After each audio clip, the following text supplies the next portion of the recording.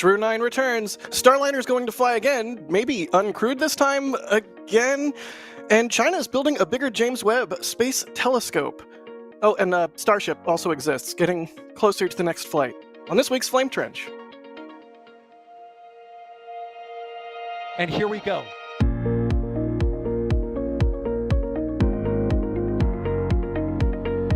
We have liftoff. Propulsion continues to be normal. RS-68 chamber pressure looks good. Doubling up. Roger, roll, planet. Water towers fly! Yes! Tango down to nominal. Flight downside, SC off. Bring in, SC off. It's orange! Oh my god! Oh my god! Decollage. Look at this! Put that in the big bag, 343 unfolds to go. Indeed. We rise together, back to the moon and beyond. This methane will be igniting the flare, correct? Yikes. You dead? Sure. We don't need any more of these.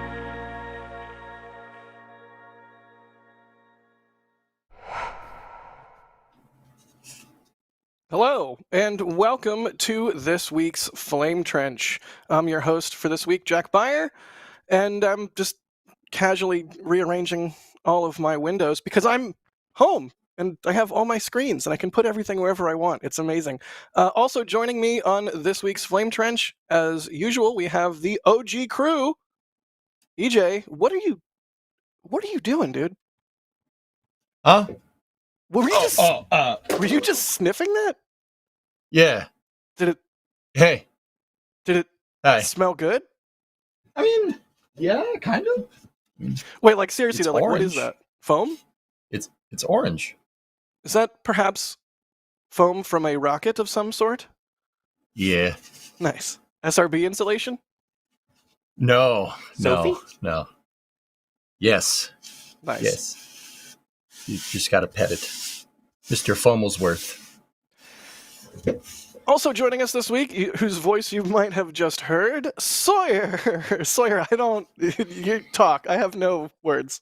I had no idea that EJ had space shuttle foam. Oh my goodness. Also, Oh, it's not from that. well, Ooh. Sophie, spray on foam insulation. I do appreciate, by the way, the amazing names that have been coming up for us underneath. They are very accurate and very appreciated, Kevin Michael Reed. So thank you. It's good to be here. A lot of good stuff to talk about. I did not notice. Are you okay? Wait, what was Wait, you didn't even see. EJ had one, and then you had this one since the intro. Since the cold open. You know, I wasn't That's even. why I was laughing. I wasn't even going to do this. I was going to save it for the pre-show, which, if you are a member, you can get access to the pre-show and the post-show for the Flame Trench. EJ knows bagels, but EJ, No, you know bagels, Jay. I mean, Am I at Das's house? Or it kind of looks like it. Oh my gosh, you're in Das's Mars Did you raid habitat. his studio? no. Anyway, I ate a bagel in the pre-show, and it's an actual bagel, and everyone Oh. thinks it's not a bagel, but it's a bagel. But let's move on and talk about Spaceflight. How about that? See what I did? I'm okay I with just, that. I just nipped it in the bud. I just sliced it in the bagel. Chat, if you have No. any questions, feel free to add NASASpaceflight, and we'll see your questions pop up in some software that we should have running in the background. I'm not sure if we do. Hint, hint, Kevin. But yeah, let's just jump right into it. Sawyer, what's going on with Crew-9 returning? I mean, I know there was dolphins. That was pretty sweet. Oh my gosh, they're dolphins, as I was caught on air saying. Should have Yes. called it Dolphin 9. Am I right? No, you're very wrong. Am I Good try. right? No. Are you You're- sure? You're on the left coast, so you're left. Anyway. Good job. Let's get on back. Thank you, yes. Anyway, yes, Crew-9 is finally home, despite whatever you may have seen in the headlines and your definitions of the word stranded or stuck or anything that makes my blood boil like that. Crew-9 is safely back home, the Crew Dragon undocking from the International Space Station and then jettisoning the trunk and performing its re-entry and splashing down just off the coast of Tallahassee, Florida, my old stomping grounds there. The capsule containing 4 people, that included 3 astronauts, with NASA astronaut Nick Hague, Roscosmos astronaut Alexander Gorbanov, who I actually interviewed before the launch, and there is a link to that article somewhere on NASASpaceflight. There's the flex. How far are we in? Oh, come on. Well, he had to make up for you flexing on him by having Sophie. Like Exactly, yeah. to Sawyer, nobody could fair. possibly have Sophie but him. Of course. Shuttle tile, I get it. Foam? Anyway, but yes. And of course, the 2 empty seats that it launched with were filled by Butch Wilmore and Sonny Williams, finally returning back from their stay on the ISS. Nick and Alexander stayed about 6 months, and then Butch and Sonny for 9 months after launching aboard the Starliner capsule, which we'll talk more about that in just a little bit. But they splashed down, were greeted by Ryan Caton, aka D-Pod Dolphin, and they are safely back home. They were taken out the capsule, just returned recently to Houston, so everyone is back home finally, where they belong, and the crazy saga of Butch and Sonny comes to an end. Thank What? God. Wait a minute. Did you say? Yeah, that's right. Did you say that Ryan, the D-Pod Dolphin Pro, was covering a cast where there was indeed dolphins? Yes, exactly. Did he flip out? Does anybody else find that really funny? Very good fun token. Yes. That one was good. It'd be like me hosting a stream in which there was a whole lot of grumpy bald guys. I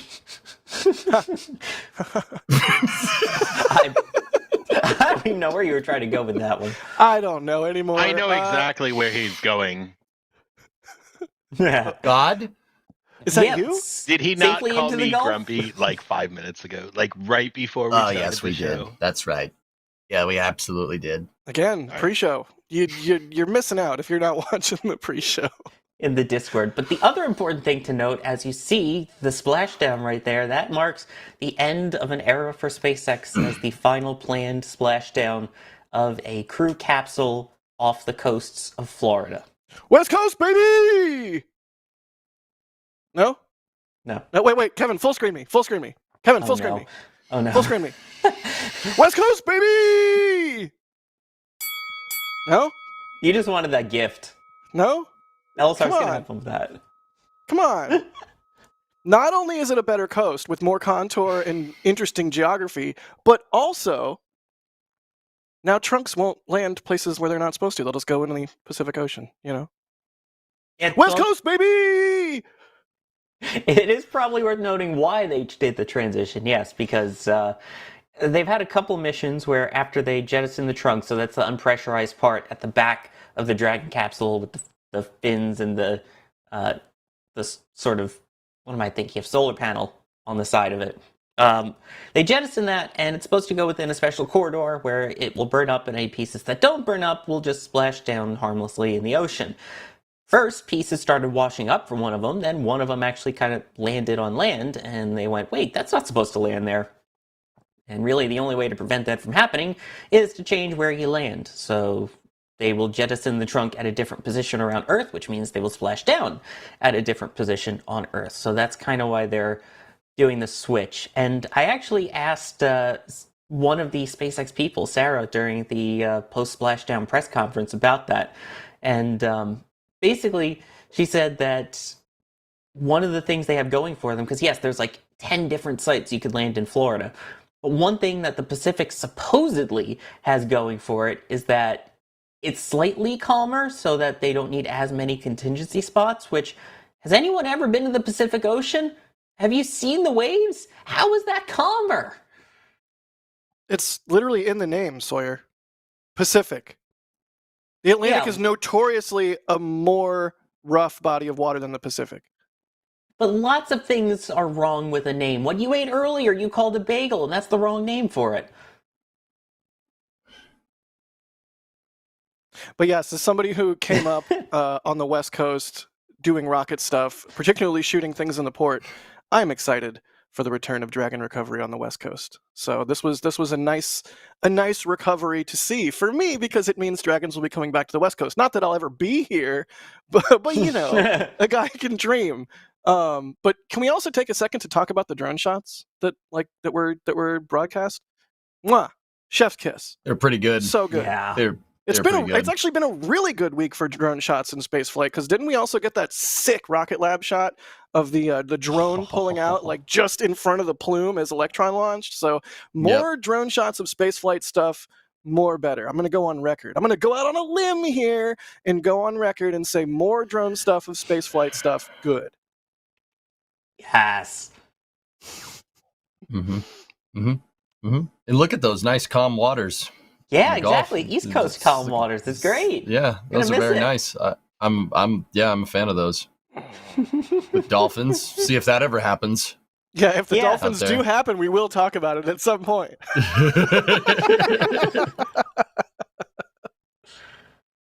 Thank you, Kevin. We love you. Nice. I do wonder, you know, I don't want to go too far down the Jack like Earth is amazing, animals are smart, hippy dippy train, but like it's just kind of beautiful if dolphins rolled up on a space capsule. You know, one of the other intelligent creatures on this planet besides humans. I wish we could know what they were thinking. Probably, this stinks, or something like that. Fish? No fish. Okay, bye. But still, like something. They're probably peeping it. They're probably like, "That's not a boat. That's a weird boat. Let's go and fish." That's not a boat. Yeah, they don't have any fish for me. They just have hypergolics. But yeah, I just found that particularly beautiful. Also, like sort of a Hitchhiker's vibe, or Hitchhiker's Guide vibe, a little bit. Like, expect one of them to pop out and be like, "So long, and thanks for all the fish," and then the world.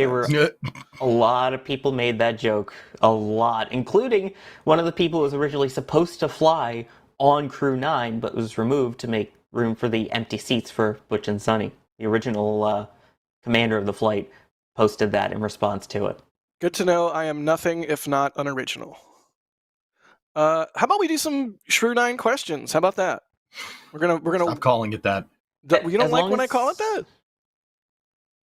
I don't understand the reference. Is it like? I mean, you don't Hang on. Sawyer, talk smart words. Go. It also depends on what we're saying here in terms of questions. Are we talking about legit questions? Are we talking about some of the dumb ones that I had to sit through in both the Crew-10 and then the Crew-9 post-splashdown press conferences?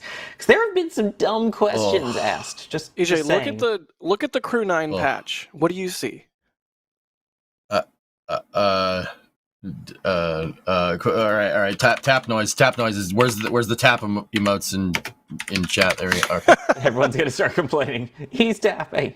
It looks like it says Shrew-9. That's the joke, because they put the ISS right next to the C, so it looks like CHREW9. So I've been saying Shrew-9 for months now, because I pretend that I'm clever, even though I'm annoying. Anyways, that's the joke. I'm gonna keep calling it that. But yeah, no, not that patch, Kevin. Sorry, it's a SpaceX patch. I can see the one that you're looking for. I'm really great at this. How about we do some questions? Let's do it. Yeah. Go ahead. John Cook's asking, did the Dolphins violate the keep-out zone for splashdown? I do sort of wonder. Like, one of the first things that happens when the Dragon splashes down, right, is they go out there with the fast boats and the ninjas. They sniff for hypergalls or anything that is in the air that shouldn't be in the air. Hopefully the Dolphins were nice and safe. But yeah, I guess technically they violated it if they were marine vessels, but thankfully they're animals and not marine vessels. See? Shrew-9. Case closed. Fight me. Oh, because of the ISS looking like an H? Shrew-9. Fight me. Fight me. Wouldn't it be Crew? Well, then CH could be K, which would then be Crew-9 or Crew-9. No, it's Shrew. And wouldn't that be SHREW? This is CHREW. It's like a fancy, like bougie LA Shrew. That's because why. English is the hallmark for uniform language syntax, right? Like, If I ever need either of you to agree with me, all I have to do is like commit a microaggression against the West Coast in my convincing argument, and then you're like, oh yeah, no, that makes sense to me. It's perfect. It's a perfect strategy. I mean, you're literally sandwiched between two East Coasters here. And I couldn't hate it more. No, I'm kidding. I love you guys. You know that. Let's see. More questions. Bum bum bum. It's like all questions about bagels. There's no Crew-9 questions. I think that means we move on. Well, yeah. I mean, one of the questions that I was looking for an answer to in that press conference that Sawyer went to was, what's the deal with Starliner? What's going on there? Steve Stitch did say in that press conference that, Boeing will fly another mission, whether it's going to be crewed or uncrewed. They don't know yet. You guys, what do you guys think? Do you think that, the next Starliner should have people on it? Do you think Boeing got the stuff figured out with those thrusters? Because what happened with Starliner originally that caused this whole, like, I don't call it a fiasco. Let's just say this whole, mission observation to happen was that they didn't get their thermal analysis right. And what happened is that their thrusters, exactly. Mm-hmm. Yep. Their thrusters that had a passive, they have a passive cooling system on the nozzle that basically the nozzles glow to get rid of the heat, but they can only get rid of so much heat so fast because it's a passive system. Right. So they introduced too much heat into the thrusters. They started blowing poppet seals on their injectors, on their hypergolic injectors on the NTO side. So they didn't really get those thrusters right. Now, obviously we did see Starliner come back down and it came down seemingly just fine. I don't know. Boeing has not said much about it since then. Right. So, Steve Stitch, the guy that runs the commercial crew program for NASA, said, the next one might be with no people on it, but maybe not. I mean, just on a side note, Boeing is on the hook for 5 more missions to the ISS after this. Yeah, I don't know how that's going to happen. Jack, what do you think? You think they should put people on the next one? I mean, I kind of feel like it should be another crewed flight test. I mean, run the same situation again. But to your point, I don't know what sort of mitigations Boeing has taken. Like you said, they haven't really talked about it much. So, whichever way it goes, crewed, uncrewed, I support it being another test flight and not just rushing into, operational status. Because we all know how rushing into operational status went for the space shuttle. But what I do want to just mention briefly is, like, through all of this huge... EJ, you can't be typing Con Air references in the back channel and expect me to be able to maintain a train of thought.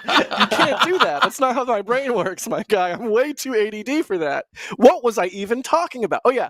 Throughout all of this horrible, Butch and Sunny, are they stranded? Are they not stranded? Is there a rescue mission? Is there not a rescue mission? The whole thing. The lesson for me, or my takeaway is, I am most mad at Starliner and Boeing. So, yay! I'm glad it's not going to be just like, oh, it's operational. You can't be doing that, dude. You can't be posting Nick Cage with long hair from Con Air in the back channel while I'm trying to make a cohesive point. Honestly, if you have hair, it kind of looks like you. I did have long hair at one point, and I did used to be cool. If I was even cooler, I would remember the Simpsons quote about what it is and how it's strange and weird to me now, but that's all you're going to get. Oh my God. I think. So why are you mad at Starliner? I'm mad at Starliner because if it hadn't messed up so thoroughly and repeatedly, we would have never been in this whole observation, as you put it. And it's really just absurd that they didn't get the thermal analysis right. There's been a handful of spaceflight derps, for lack of a better word, or title or classification, in the last year or so that just immediately come to mind. Not factoring in the weight of the wiring on Gateway. What? Yeah. There's several of those sorts of moments, and Starliner, yeah, it's just it. And Boeing's going to make a loss now, right? It's already a loss. They're not getting any more money because it's a fixed price contract. So they have to fly these 5 entire missions. Hopefully, if they can get the tests out of the way and get it certified on their own dime, which I bet they're none too happy about. But you know what? They just did get the contract for NGAD today, so they're fine. They're going to be fine. But didn't they say in the press conference something about, when they were asked would they get more money for another test flight, is that they're meeting test objectives or they're meeting objectives or something and they're paid based on the objectives? So, I mean, yeah, it's still pretty much all out of their pocket, but they're still getting some money, surprisingly, through all of this, it sounded like. Really, it's just tragic that we've taken this long to get to a point where we have crew capsule redundancy. Hopefully they can figure it out. That's the extent of my sage wisdom on Starliner. And here's the thing that people don't always remember too, is that there was never this talks of a possible orbital flight test 3. There was never supposed to be an orbital flight test 2. Right. It was OFT and CFT. That was going to be it. The orbital flight test, the crew flight test, and then Starliner 1. 3 missions. The first one, you may recall, almost barely made it. Didn't make it into a correct orbit because the clock on it was wrong. Mission elapsed timer error. Yeah. They messed up the clock. I don't know what would make me more mad if I was at an organization, if you messed up the clock or if you installed the accelerometer upside down. Both of those are pretty frickin' boneheaded.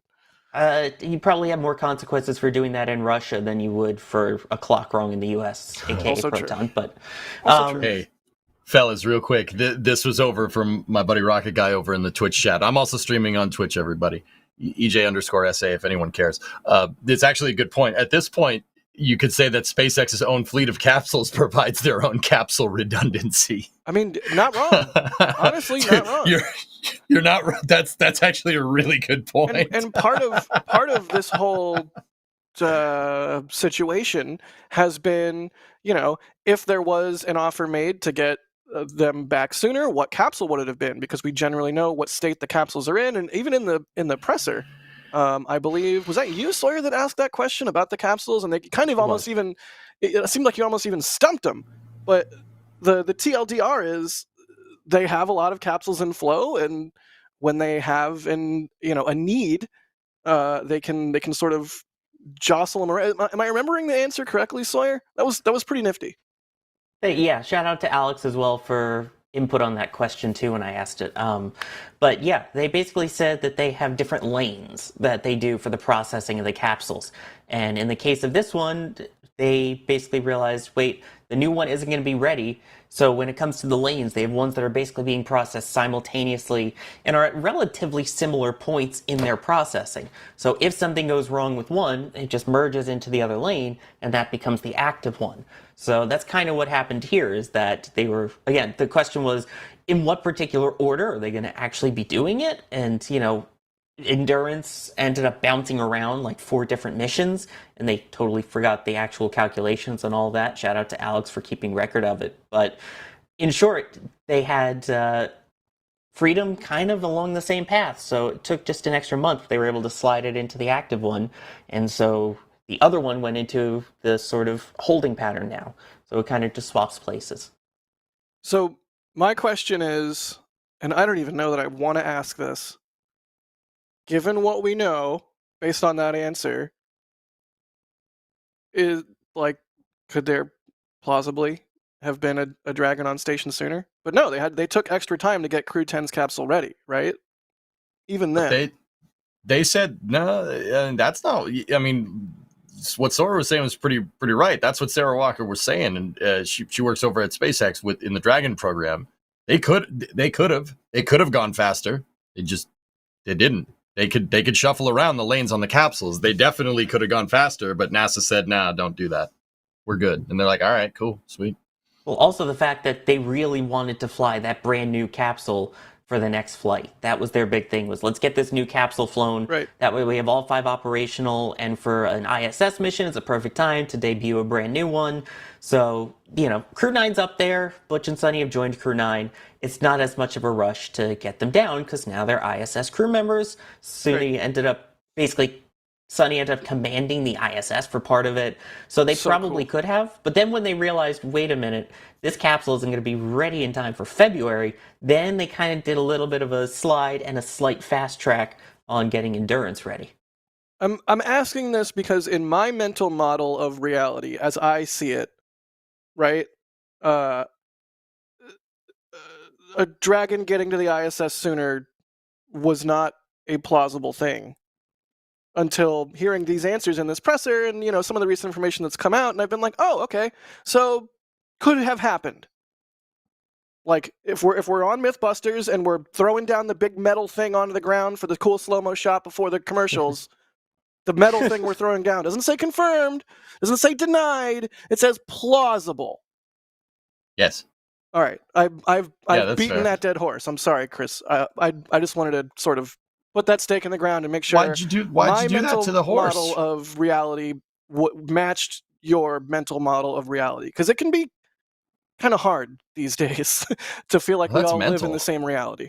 But I think it's worth noting, it's not like we're talking that, they could probably slide this in and launched it back in October, let's say. They wanted Crew-9 to have their full stay Full rotation, there. right. Yeah, exactly. And it doesn't sound like a capsule would have been ready in time much earlier anyway. The goal was February. They wanted to get them back in February, but once they realized a capsule yet to be named wasn't ready, they did the swap, and that took some extra time. But it's worth noting, if we're talking earlier, we're not talking that much earlier anyway for Crew 10's arrival. Chad is very mad at me for beating the horse. I'm sorry. You should be ashamed. Calling what you ate earlier a bagel and now beating a horse. Bro, again with the okay, you know what, dude? All right, cut away. Just, you know what? Hang on. I'm a little scared where this is going. Also, Oh look, he's gone. yes, finally bagel supremacy is on chat. Anyway, oh no. Oh no. Oh, he's back. Hello. What are you doing? Don't tell me that you a- got a second sandwich. Is this a bagel? Chat, is this a bagel? Is this a bagel? This is an everything jalapeno cheddar bagel. It's a bagel. Look, I'm not gonna lie to you, man. That There's a kind of looks hole. like throw up. look, there's a hole. See? The argument Why that are it doesn't you have a hole showing and this? therefore is not a bagel does not stand, because there... Okay, anyways, We let's need a poll in chat. We need a poll. But yes. To jail! To jail he goes! I'm in bagel jail. Anyway, if you're gonna keep disparaging my bagels, yes, I'm going to take time when I go to the bagel place to get a prop bagel so that I can yell at you on the flame trench. Yes, I am going to do that. I am that type of person. Dude, that looks like something my dog threw up. I'm not gonna lie to you. Your dog has delicious looking throw up. Yeah, Jake's hairball looks much better. All right, what were we talking about before bagel happened? So here's the other interesting thing then with Oh, there's like with Starliner. poppy seeds all over my keyboard and mouse pad now. Congratulations, you just played yourself. So Starliner, yeah, I do want to see that poll if we can, but most importantly here with Starliner and with getting that, so we talked about getting the new capsule in. Sure, they have the capsule ready, but Ryan Weber in the back channel brings up a really interesting point. SpaceX has capsules ready. They have rockets ready. If they need to add a third orbital flight test, they either need to continue with that planned contract. It's either orbital or crew flight test 2, whichever one it ends up being if they do that. They still have a set number of missions they're contracted for to the ISS. Right now, Starliner is only capable of flying on Atlas V. Atlas V is out of production. It is done. They have made no more. All the ones that will be, will be. So would they have to bump a payload off and maybe see if it could fly on Vulcan then, if they needed to do an extra flight? Yeah, that'll be interesting to see how that... Am I still in jail? Rightfully Why? Yeah, that'll be interesting to see how that plays out. Why couldn't you just put the bagel back in the box? Put the bagel back in the box. Also, I have to put this out here again because there's no rails on this show anyway. Tell me that doesn't look especially with the people not in there, but that it doesn't look like a Cyberman, like the old Mondasian Cyberman from Doctor Who. It's even got the little, when it's on the thing, it even has the little It's bar making on top. it's making the face, guys. It's making the meme face. It's making the face. That No, too. I definitely see it, Sawyer, but also Why am I still in jail? because All right. You know what? We do actually have some questions to run through. Ship 27 is asking. We're just going to do Starliner now because we were talking about it. Yeah, that's fine. Didn't Starliner have the same problem during one of its uncrewed flight tests? If so, did they do anything to combat it? I think they're talking about the thruster overheat, EJ. yeah. OFT2 did have some problems with the thrusters during D. I'm not 100% sure if it was the exact same problems, but I mean that still begs the point that doghouse, the analysis, your thermal analysis on the doghouse, which is the thruster blocks, the 4 thruster blocks on Starliner, was nowhere near adequate. Like, Who and- analyzed the doghouse? Who? Who? Sawyer, Sawyer, you're my ride or die, babe. Thank you. I got you. I may not agree with you on bagels. I agree with you on the rest of it. Okay. Don't cut to me. I okay. Anyway, it's kind of weird. Like, guys, I'm not a rocket scientist, right? By any means, right? I'm just a guy that sits here and talks about this stuff all day, right? Like, I don't really know, but what I do know is that the Starliner thrusters are derived from the space shuttle's RCS. They're very similar, and they believe it or not, a little while back, I was on the just perusing around NASA's technical report server, as one does. And I found a document from like the early 90s about the thruster, the poppet seals on the space shuttle reaction control systems having the exact same problem. They were overheating the poppet seals on the thrusters on the space shuttle because their pulse width modulation was introducing too much heat, and the nozzle couldn't shed the thing. So, I mean, it begs the question again, like, who okayed this thermal analysis? It was like, yeah, no, this is good. Just send it. It's fine. We flew it on the space shuttle. It'll be good. It's just, it's an interesting thing to think about. Like why would someone do that? I don't understand. You had this problem 30 years ago and they fixed it, and you didn't have the problem here, which is it's a very, very strange thing to think about. Like, you'd have problems on OFT2 and then put people on it, and then you have the same problems. That's weird. It's like you That's didn't very even do anything about it or something. Yeah, especially, claiming like, oh, Starliner has flight heritage from the shuttle, right? Like, oh, it's got heritage from the shuttle. Like, wait, okay. Well, yeah, clearly it does. It sort of raises Thanks for confirming that. It sort of raises an interesting point. Like, a lot of what was supposed to be happening with with using shuttle heritage hardware, both for Artemis or for Starliner, like, we use this heritage hardware and it saves us time and money, right? Because we already have expertise. But like, at the same time, I wonder if Boeing for Starliner in this case was using shuttle era analysis and not, that's what caused them to overlook this. Like, they're just using old numbers. And they're like, oh no, the numbers said it's fine. The numbers said it's fine. But although you did say, EJ, that they had the problem in the shuttle era as well. But... So in that technical report, Jack, it's kind of interesting that, that report basically suggests field modifications to the thrusters to get them to heat up. So that means somebody modified the shuttle thrusters at the OPF. They didn't send it back to the factory, right? So it was a field fix. Clearly, that field fix didn't make its way into Starliner, or did it? Like, I don't know. They could, the thruster could have changed over 30 years, but These thrusters are known for this kind of thing, which is once again, it's just very peculiar, and it's a shame because, you see Starliner on the screen there. Starliner is actually a pretty well-built piece of equipment. I personally, I know this is going to sound ridiculous, right? It's going to sound ridiculous. I think the heads-up display that we have that we get from Starliner, which was on the screen a little bit a second ago, is actually really good. It's really good, and it's really easy to see, and it's really easy to understand. And Starliner's Vesta docking system is amazing. It's a relative navigation docking system. It works, ironically, very, very similar to like a Tesla autopilot or Tesla full self-driving. It's very similar to that. It's relative navigation, which is I think that's super cool. Capsule's got a lot of cool tricks. Roadrunner Coyote style wall. Oh, don't even start with that one. Oh, Jesus. Poor Mark Grover. Not poor Mark Grover. It was a flawed test. That's a whole nother story. Jake even agrees. Hi, Jake. I had to. I'm sorry. That's a low blow, man.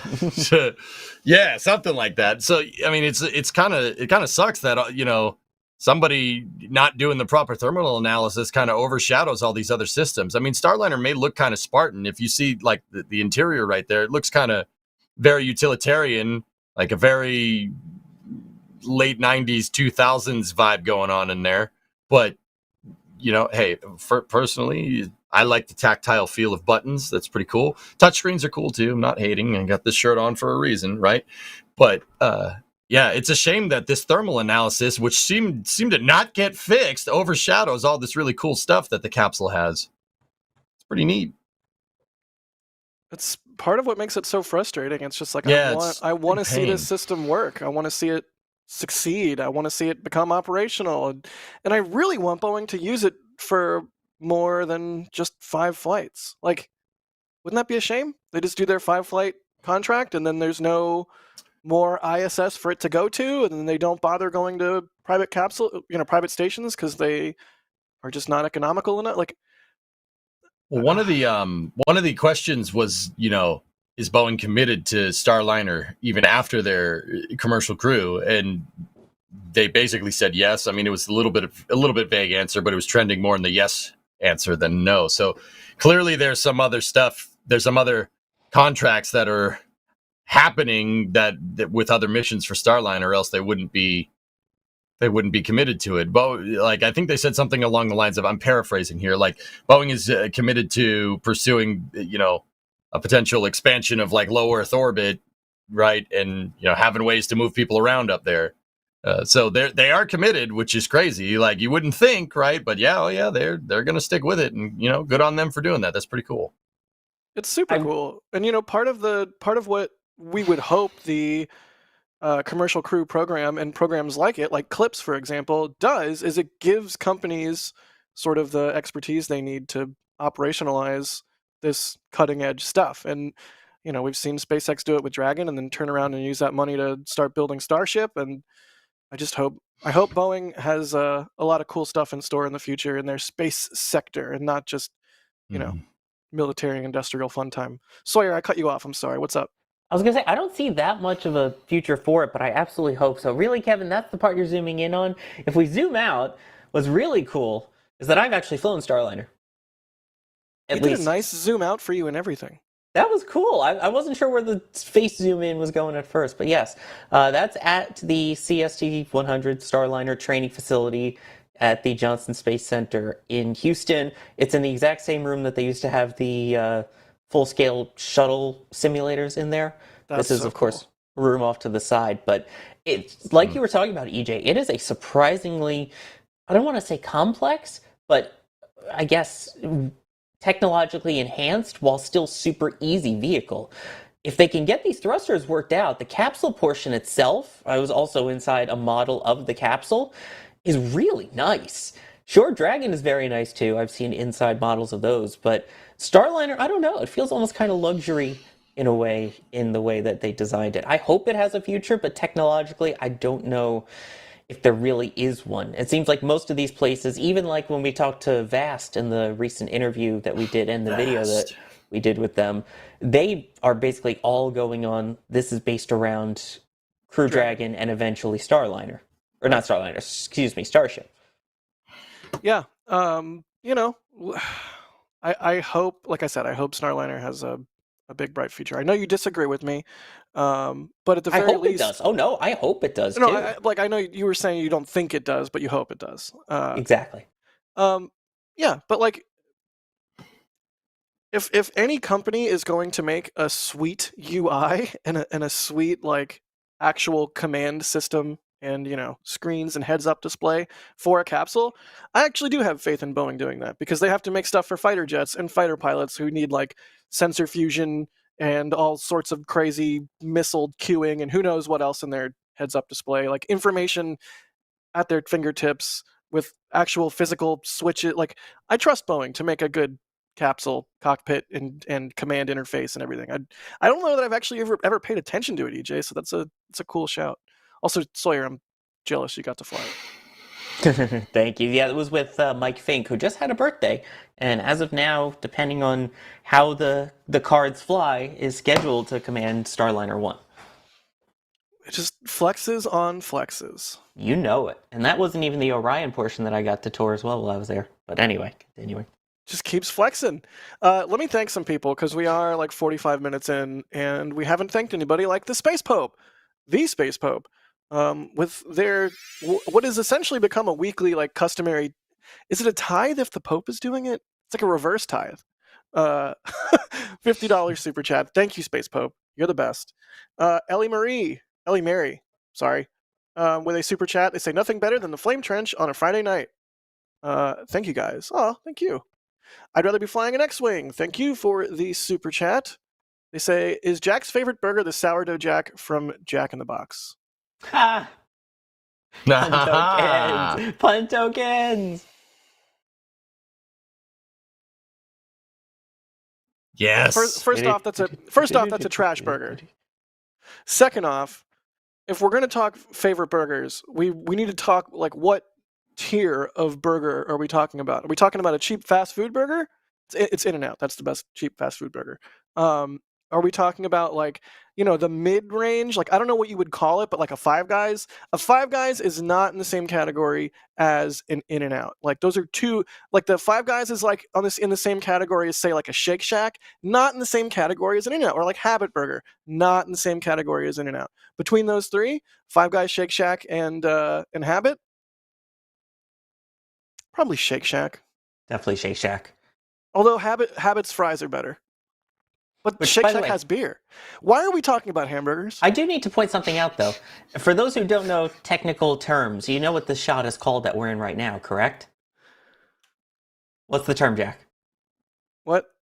What's this term for the view that's on screen right now in TV terms? 3 box? I don't know. So that means that you are a Jack in the Box.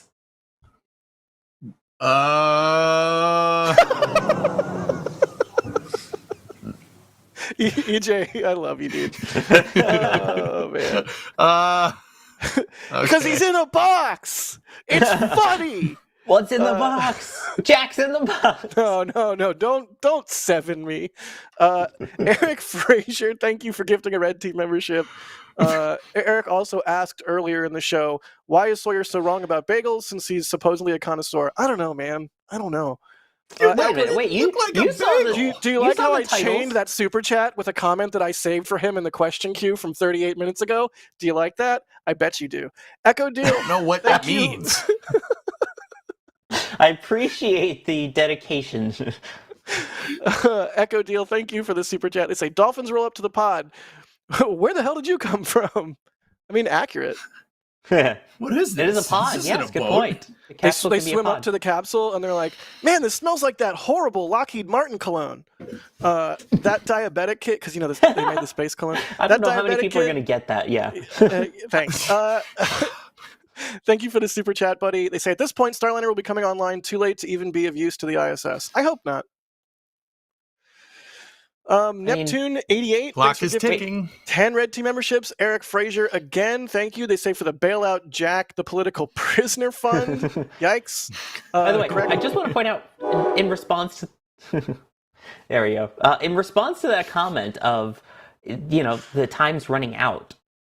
Honestly, I think that NASA, as weird as this is, would probably allow for more crew changes just so that they could let them fly out the entire contract. This may be controversial, but I feel like part of it is you want to get as many astronauts up to the ISS as possible before it ends, because you have a whole brand new class of astronauts there. if we're being honest, Artemis isn't happening anytime soon, so most of them at this rate aren't going to fly for a decade. So why not get more people with spaceflight experience, get more different science up there, different scientists up there to do the research. So at that point, I feel like towards the end of the program, we're going to see a lot more crew changes as opposed to 6 months days, maybe 3 months days. And in doing so, you'll be able to allow Starliner, assuming they actually get to operational flights sometime soon, to complete the contract. EJ, your thoughts? I missed halfway through it, dude. Can you just say that again? I just want some clarification. I believe that, again, the question was, well, hope they better hurry up or else they won't be able to complete their contract. I was saying I wouldn't be surprised if NASA says, you know what, as we get towards the end of life of the ISS, let's increase the number of crew flights and crew rotations. So instead of 6 months, we maybe do 3 months, get more people up there, different scientists up there, different science done up there, and that would require more crew exchanges, which would allow Boeing to complete their contract. Man, I don't want to disagree with that. That's really well thought out. Well, thank you. I have that's a good what one I of thought those you every said. now and then. Dang. I suppose the risk to that would be, okay, all right, if I'm going to play devil's advocate here, right, the risk to that would be like that you're increasing RPOD operations on the ISS. I mean, we saw very, very clearly that with Butch and Sonny, NASA doesn't want to send any more capsules up to the space station than they absolutely have to, right? That's why they just rotated them onto a regular rotation mission. Having constant operations in and out like of the space station like every 3 months, I mean, how are you going to couple that with supply vehicles, right? You got Cygnus, you got Dream Chaser coming, Progress. How are you gonna balance those out? Are we gonna have 2 craft try docking to the space station at once? I mean, don't get me wrong, I'm here for it if we want to do that, but that really, I mean, Joel Montalbano in that press interview, Sawyer, that you were at, he said that like dropping a Cygnus like had ripple effects onto this. Yes, that happened. Someone dropped the like the whole capsule, like dropped it and broke it. Well, we don't know if they broke it. They got to check. That actually caused a short handover. That's why Crew 10 went up, and then 3 days later, Crew 9 came right back down. Something like that is going to shuffle their operations all around. Don't you think that flying 3-month mission sounds like a good idea, but how are you going to balance that with your resupply vehicles? That's a huge industrial base that you have to actually now squeeze in. And what if something happens, right? Like what if Uncrewed Dragon is up there, right? And you have a 3-month duration of it, they somebody stubs their toe or something. Like that's just a weird example. I don't know how you do that on the ISS, right? Now you're gonna get reverb in the schedule, you're gonna get ripples that's gonna screw everything up.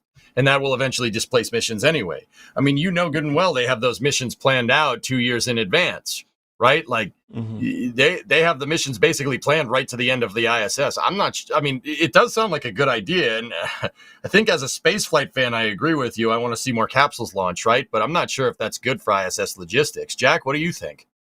I don't know. When Sawyer had said that, it was one of those things I hadn't even thought of. Like, oh yeah, shorter crew rotation makes sense.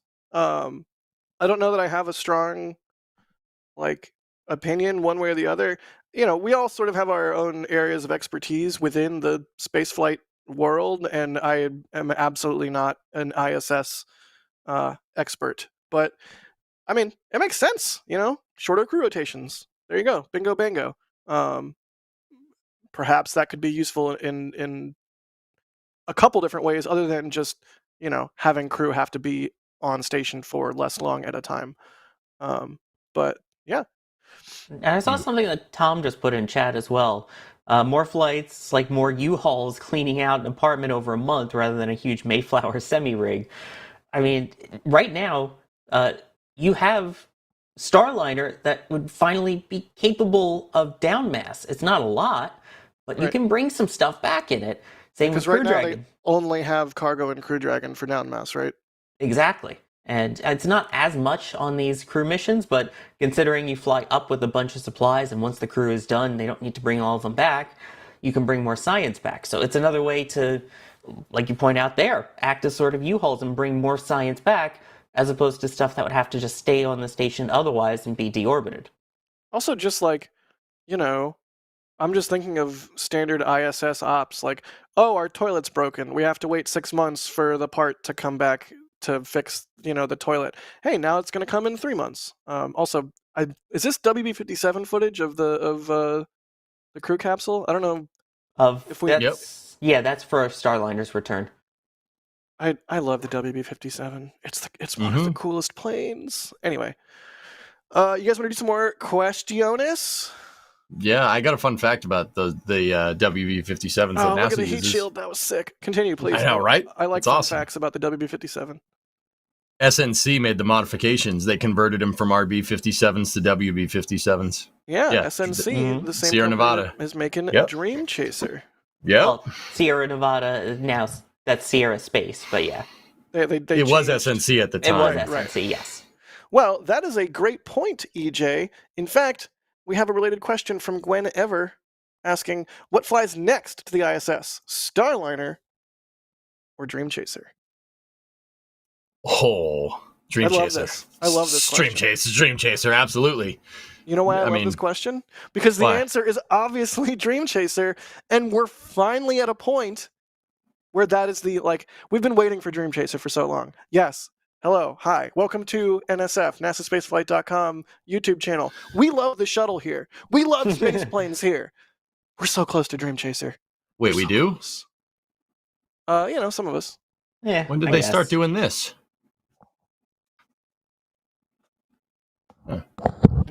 See, I can have books too, because I'm home and I have all my books. I have all my books, EJ. Mine on a shelf. Oh, wow. My camera can't turn far enough to show my bookshelf off to my side, but anyway. I'm Somehow actually... a flex. Here's the thing, though. I think it's going to be closer than we think. Didn't they say end of the summer? Pretty sure they said end of the summer. Right. I'm in, dude. I want hope so. shuttles. I mean, are you saying Dream Chaser or are you saying Starliner, Sawyer? I think it could actually potentially be Starliner. What? Huh. I'm going to go out there. Here's the thing. I love Dream Chaser. I want this thing to fly so bad. In case you can't tell, if you look at the last 4 articles on NASASpaceflight.com about Dream Chaser, they were all written by me because I love this vehicle so stinking much. It is such a cool design. I've been following it since the early days. I got to talk to a bunch of the engineers, one of the ISS conferences. I love the vehicle. Following it since the 60s? Damn. I'm old, okay? Well, not that old. Anyway. He says to the older guy. I was going to say, I'm the youngest one of the 3 of us, of 4 of us if you include Kevin. I'm the youngest one on here at 31. I should not say this on air. I was at a restaurant the other night and the waitress was like, "You look just like my dad." And I was like, I'm just like, her dad's an influencer? Sawyer, don't kick a man when he's down, okay? I can't kick a man when he's down, Sawyer. I can't kick, so it's fine. Oh God. Anyway, back to my argument here on spaceflight stuff. He said I can't. Did you just say you can't kick? Yeah, I did. Oh my God. So Starliner versus Dream Chaser.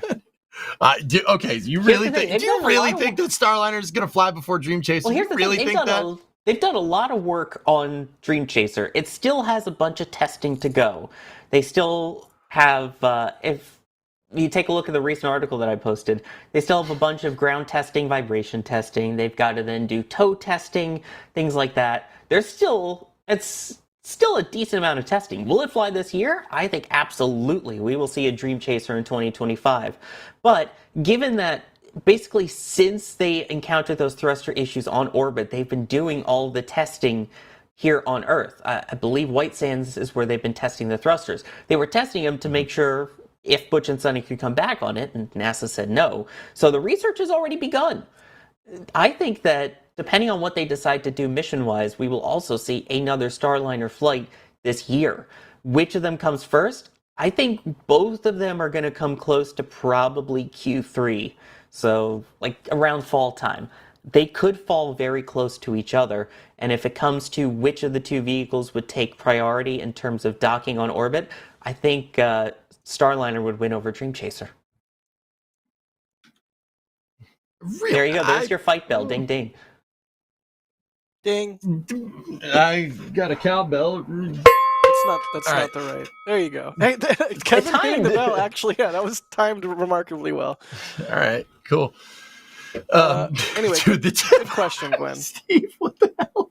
That's so screwed up. Anyway, What's screwed up? I missed that. It's not nothing. wrong. Not. Don't look at chat.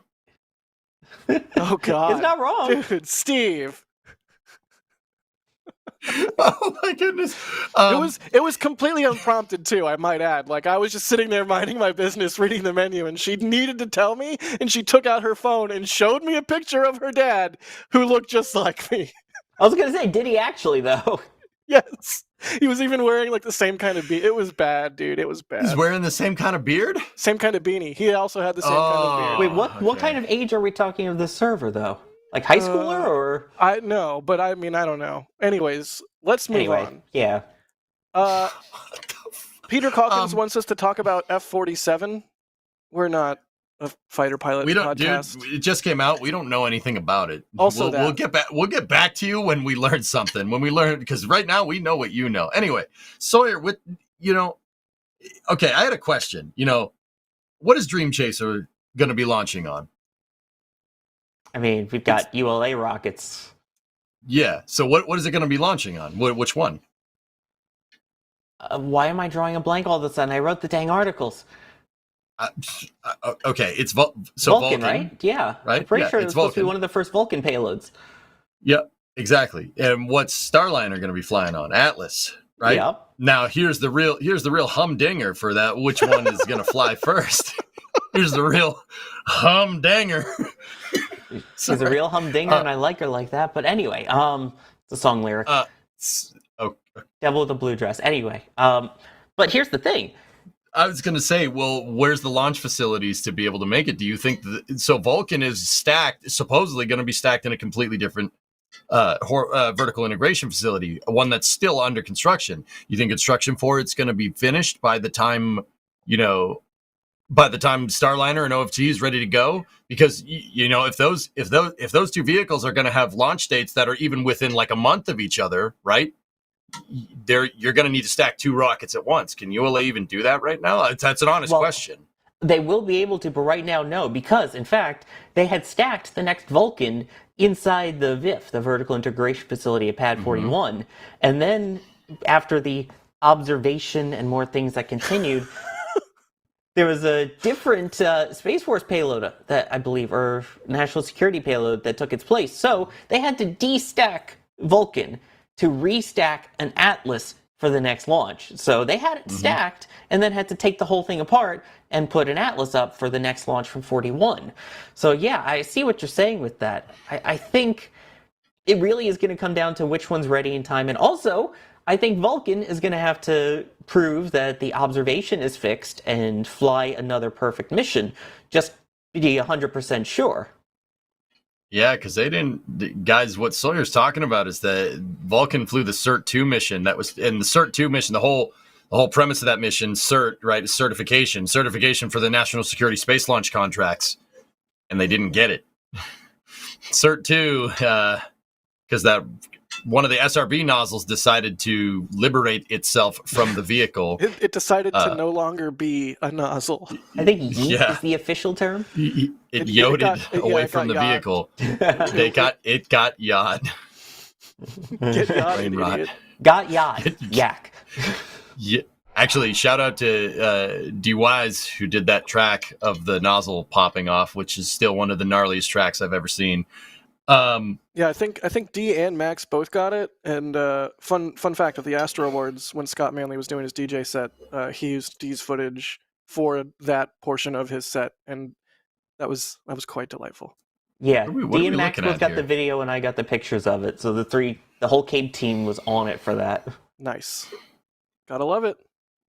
But what are we looking at here? We're looking at the first released render of X-47 or F-47. Sorry, F-47. we were talking about Vulcan's observation. I have no idea. Kevin is Liberation, determination. Kevin is on one solution today, to pollution just like is all of us. dilution.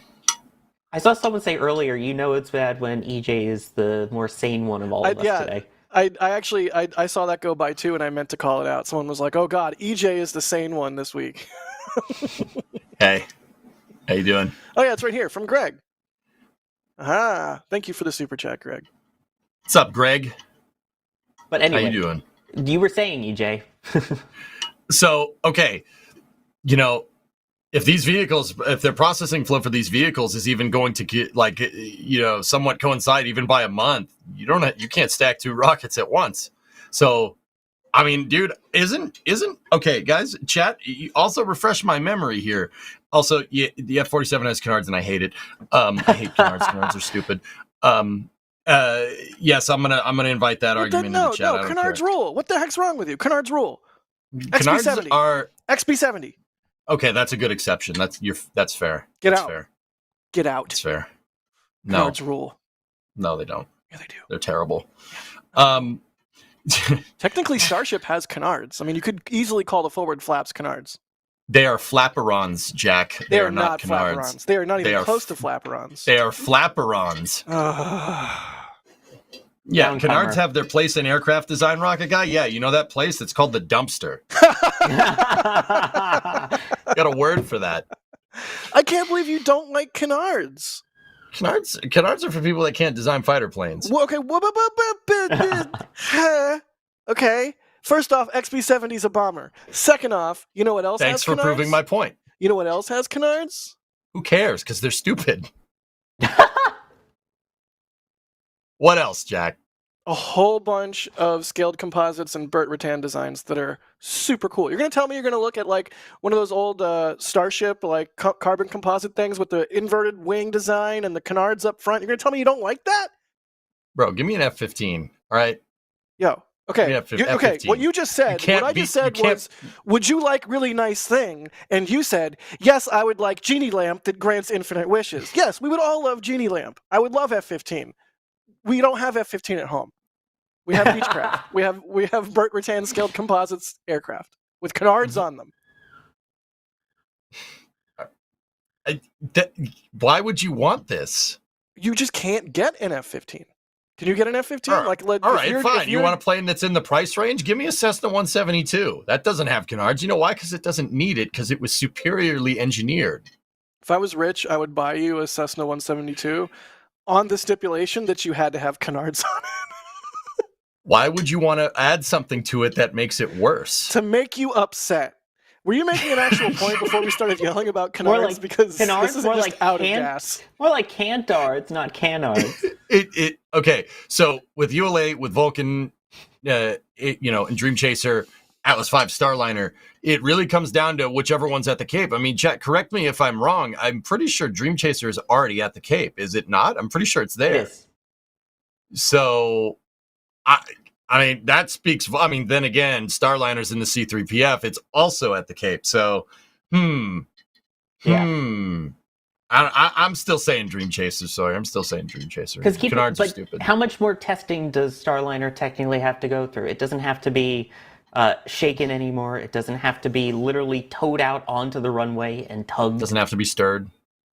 Yeah, don't go stirring the Lios, but yeah, it's feel like there's still a lot more testing. If it was Dream Chaser's second flight, I feel like Dream Chaser would be the clear winner. But given the fact that you've got a bunch of testing that's already technically been done for the reflight of Starliner, but there's still so much brand new testing that needs to be done before the first flight of Dream Chaser. That's why I think that there's potentially a slight edge to Starliner. Yeah, Right, well, that's I don't logical. know, man. That's rational. The only time I'm ever going to be logical or rational. You're welcome. Flawed perspective in chat says you cannot put canards on a Cessna 172. Flawed perspective. That sounds like a flawed perspective to me. Oh, got him! Okay. Also, there was no poll about was that a bagel earlier, but there is a poll now. You're NASA. Who would you put your faith into? Dream Chaser, Starliner, or Stupid Rocket, aka Ares 1? Dream Chaser, see- baby.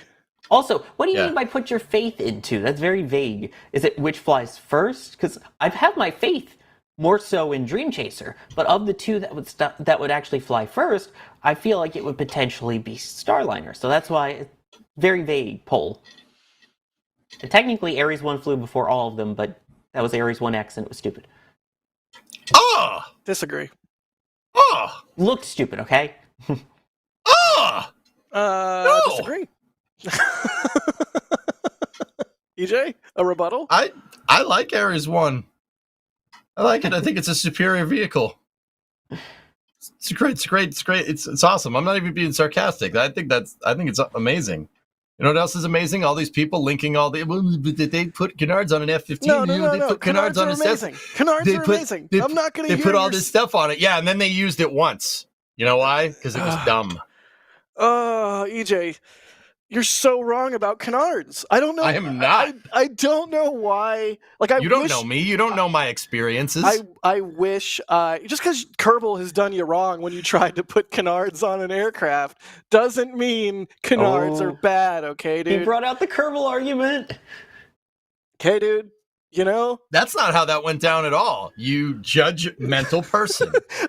I am not even assuming that it went any kind of certain way. I'm just canards. saying. People put canards on their crafts in Kerbal and then asked me like, "Oh, this didn't work. I put canards on it and it made it fly better." It's like, yeah, you put canards on it because you couldn't engineer a good enough airplane. Yeah, I get it. Boom. They put liftings. I never moved put their canards center on of nothing. lift closer to their center of mass with the canards, and so the plane flies. I never better. narked on nobody. I'm not saying Kerbal canards are always good. I'm just saying canards in general can be a cool design element. Can we at least agree on that? Because you did say the XB-70 was a good counter argument.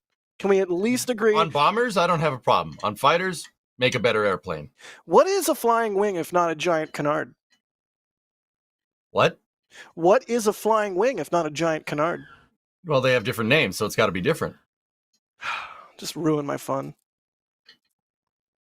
Don't worry, we will remove the canards from the environment. They're outside of the environment. They are outside of the environment.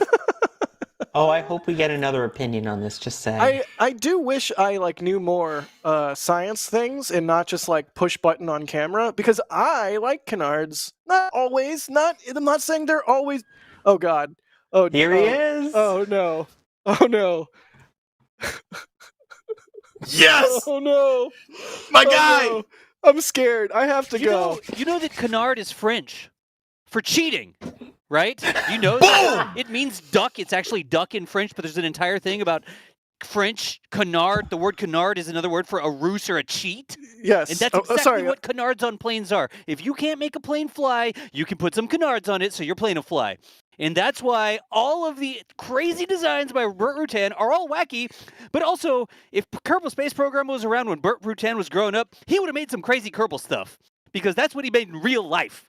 So, an argument that Burt Rutan designs use canard is not exactly a good argument saying, oh yeah, well, plane should have canards. Are they kind of cool? Whoa. Rebuttal. Sure. Rebuttal. Are they good? No. Rebuttal. Where did I say they were good?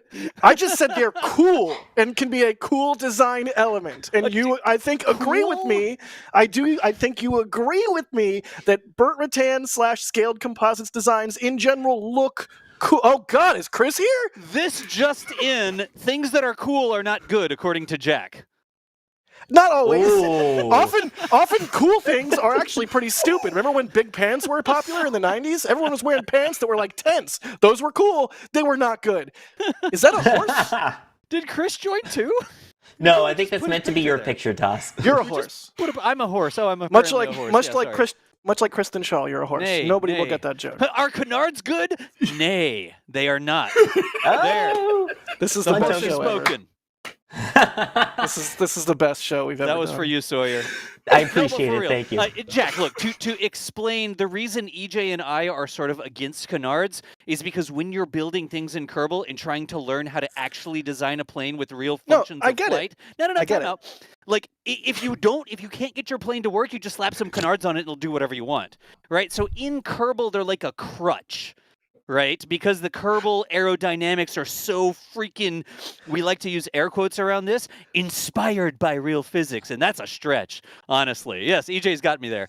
So the reason we're so against it is because too many people, instead of actually learning how the basics of aerodynamics work, they'll just slap canards on it and be like, check out my cool plane. Oh, Yeah, what did I say like 15 minutes ago to EJ? And everyone was like, oh, he brought up Kerbal. Look, I know. You're basically Kerbal tech support guys to all of your friends and associates, and you've been hurt Including by you, people Mr. coming to you Stranded Kerbals around the over sun. and over and over again with crafts with crappy canards. Don't make that the reason that you hate canards. I'm not justifying canards everywhere, always, forever. I just think they can be cool. And because both of you have been hurt by associates playing Kerbal Space Program and putting canards where they shouldn't go, doesn't mean canards are bad. Like, I love the understand. backpedaling. I'm just saying they're kind of cool. I just think they're kind of neat. Canards are okay. I mean, They can be. They can be okay. Sometimes. Literally French for cheating. Thank you. Goodbye. Oh, By the way, that was the best. That's the best thing that's ever happened. I learned how to build planes in Kerbal from Das and EJ, so I am very much in the no canard group. Yeah, I was gonna say I learned how to not suck at Kerbal from watching DOS, but I'm bad at Kerbal. So I learned how to be less bad at Kerbal by DOS. Yeah, remember who won the KSP2 moon race? Just saying, when it first came out of NSF. This guy. What? Was it you? It was this guy. Was that the stream? You guys played Kerbal without me? This was when Kerbal 2 came out. Were you NSF back then? You guys played Kerbal 2 without me? You weren't with NSF then, that's why. I think Moldy Space was even on that stream. That was a good one. Hey. Oh, no. Hey. And let me tell you about that thing you were holding up calling a bagel. Yes! Yes! Are you serious? No, I'm leaving. Bye. It's a bagel. You don't make me take it out again. I'll take it out again. So help me God. It's right here, guys. I got a prop bagel today for a reason. 3-1. Also, it's delicious. That's also the reason. It's a shame what KSP2 became, but yes, that was a stream on the day that KSP2 was released, and we all had hopes and dreams before they were completely crushed. But I still haven't even played KSP2. It's fine. But still, lunar race winner, baby. Sawyer, how many times do you need to flex? All the times. Okay, all right, that's fair. Oh my God! There's a new poll. Is Jack in tatters over his bagels and canards opinions? No, Jack speaks the truth. Yes, walk of shame. Bro, I'd rather have an F4 than a Eurofighter. Let me put it to you like that. Oh my God, I would love an F4. Are you kidding me? I would love an F4. Can a Eurofighter even go Mach 2 plus? I don't know. Pretty sure an F4 can, although you might need to re-engine it after. Anyway. Just gonna sip and enjoy. Let's wrap up a couple more questions, do some support, and then move on to the next topic as if we actually have a list of topics we're going to adhere to. How about that? Sure. I'm here for it. Let's do it. I can't believe DOS came and yelled at us about canards. Mostly me. That's my guy right there. Look, just because you've both been hurt doesn't mean canards are bad. I'm sticking to it. Meow Let's Play is asking, when is Crew-10 departing the station? So Crew-10 just arrived. So what? They'll be there for like 6 months? Yeah, there's 6 months stay. They'll be down in what is it? Like August, I think is what they said. And then that becomes the question next of what flies after that. Is it Crew 11 or Starliner 1? So it's all going to come down to that. So we'll see. We'll see if they also end up keeping it in August or if they shift it based off of the readiness of Boeing vehicle. Wait, I just realized. EJ, were you saying you want the F4 over the Eurofighter because the Eurofighter has canards? Yeah. And I agreed with you just because the F4 rules? Yeah. Yes. More like Alt F4. All right. Ayo. All right. Moving on. Stefan is asking, anyone excited about ISAR? Get Aerospace getting ready for their first orbital launch attempt from European soil. First launches are always cool. So, yes. Go Europe, I guess. Even though I'm American, I will say go Europe. More rockets, more better. The That's a Outer good way to put Limits. The Outer Limits says, hope this hasn't been asked yet, but where in the queue are the 2 retired from the Crew-9 foursome to make way for the rescue mission duo. Thanks. The 2 astronauts that got bumped for Butch and Sonny.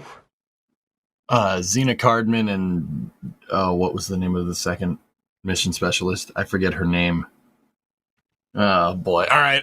I'm looking it up. I gotcha. I knew it at one point too. It was Xena Cardman and Stephanie Wilson. That's who it was. Yeah, there you go. I think they're gonna fly on 12. Just personal opinion.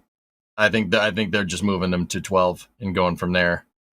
What do you guys think? That's what makes the most sense. They're already trained. You might as well. And I know what people are going to say. Well, why didn't you fly? Or not 12, 11. Excuse me. Sorry, I can't count.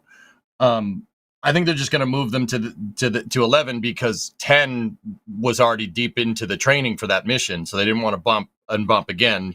If you leapfrog it, you only bump once. 11 or 12? I mean, I guess 11. I think 11. Sorry, I couldn't math. No, I know. I'm wondering if it could even potentially be Crew 12, but I think they're very high up on the list. This reminds me a bit of the incident with Soyuz, where you had Nick Hague getting involved in all of this again on his first flight, having the abort mid-flight. He flew, what was it, 2 missions later? 2 Soyuzes later, or 3 Soyuzes later? I forget which, but I think we see the same thing here. They were scheduled to fly, they didn't make it, so they already have crews that are training for the next ones. So rather than bump someone else from a different crew, which I have a feeling there's already a Crew 11 that was selected ahead of time and that had been training together for over a year, I could see maybe them working on Crew 12. Mm-hmm. Yeah, it's whatever crew hasn't been assigned on the next flight. They basically got bumped to the back of the line there, which kind of sucks. And also, I don't know if you guys remember when Crew-9 launched with Nick and Alexander on it. They had Xena Cardman and Stephanie Wilson there, and they showed their one of the NASA PAOs was like, "Hey, how does it feel to not be on that spaceship?" My God, it's so messed up, guys. I'm telling you, go watch that. It's like, wait, what do you? It hurts. Why would you ask this right now? It hurts. And a reminder that Xena Cardman, who was supposed to command the mission, this was supposed to be her first flight. She had never flown into space before, and now you've got the commander being bumped not only out of the commander's seat, but out of the mission, and then being asked, so, how does it feel to not fly? Dude, it's so screwed up. Go watch that. It's like NASA, why did you do that? That's so screwed up, dude. It's like, the Super Bowl losing. The Super Bowl has just concluded. Yeah. Like, the clock is buzzing. Yeah. The reporter goes over to the losing team and is like, that sucks. How do you feel? And it's just like, oh, I feel great. Thanks. Not even. Thanks, man. It's like the reporter goes and grabs the losing quarterback, grabs their head, tilts it towards the celebrating other team's quarterback, and is like, how does it feel to not feel that good right now? What are you doing? Yeah, dude, you're saying space media questions. Dude, it wasn't even space media. NASA, a NASA PAO asked them this. It was NASA. It was like on the webcast. So it was a ref. So it was a ref that did it. It was the ref. Yep. It's brutal. So screwed up. That is brutal. I mean, the two of them were there in Houston when the crew arrived back, so it was a nice little greeting there. But that was a big oof. Oh man. Good question from the Outer Limits. Let me thank some people and let's move on to the next topic of discussion. How about it? Does that sound good? Do we concur? Yikes, you bet. We do need more of this. We do need more support because holy cow, we do so much here and we can't do it without your support. Laser Tech, thank you for gifting 5 Red Team memberships. Again, if you are a member and you're in the Discord, you can get in on the pre-show and post-show to this show, which rule. Pre-show and post-show are so fun. If you think this is chaotic, boy howdy, you have no idea. Especially 2 minutes before show and Jack still hasn't written the cold open. Yeah, I mean, today I didn't even finish writing the cold open. It was like a string of words that I sort of read. Anyways, the pre-show and post-show exist. It's part of one of the many perks we give to the membership program. So LaserTech, thank you for gifting Red Team memberships. You don't get pre-show and post-show at Red Team level, but you do get a bunch of other cool perks. Also, I probably shouldn't say this out loud, but EJ, don't you go live on your Twitch with the pre-show? Not with the pre-show, with the post-show. The pre-show has the timer. Yeah. Well, there is a way to watch on your Twitch and get some without being a member, but you really should be a little member. teaser. But, yeah, we yeah, do a little teaser thing. taste. Well, you're like Incentive. Salt. You're like Salt Bay, but like with space content. That's what Salt Bay did, right? Yeah. Ew. Yeah. but It's such the an food's it's not- such an outdated reference. Yet again, proving I'm old. Alex Vaughn, proving that you're cool. Thank you for the $10 super. They say, any word on what's going on with ULA? Nearly through first quarter and not even a date for their first launch. What is this? Why are we doing this? We don't need to do this. Early. What GIF, was I that think. question? We gifting? Early GIF.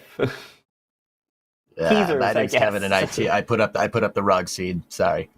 Oh, thanks, Kevin. Oh my god, the Kevin impression.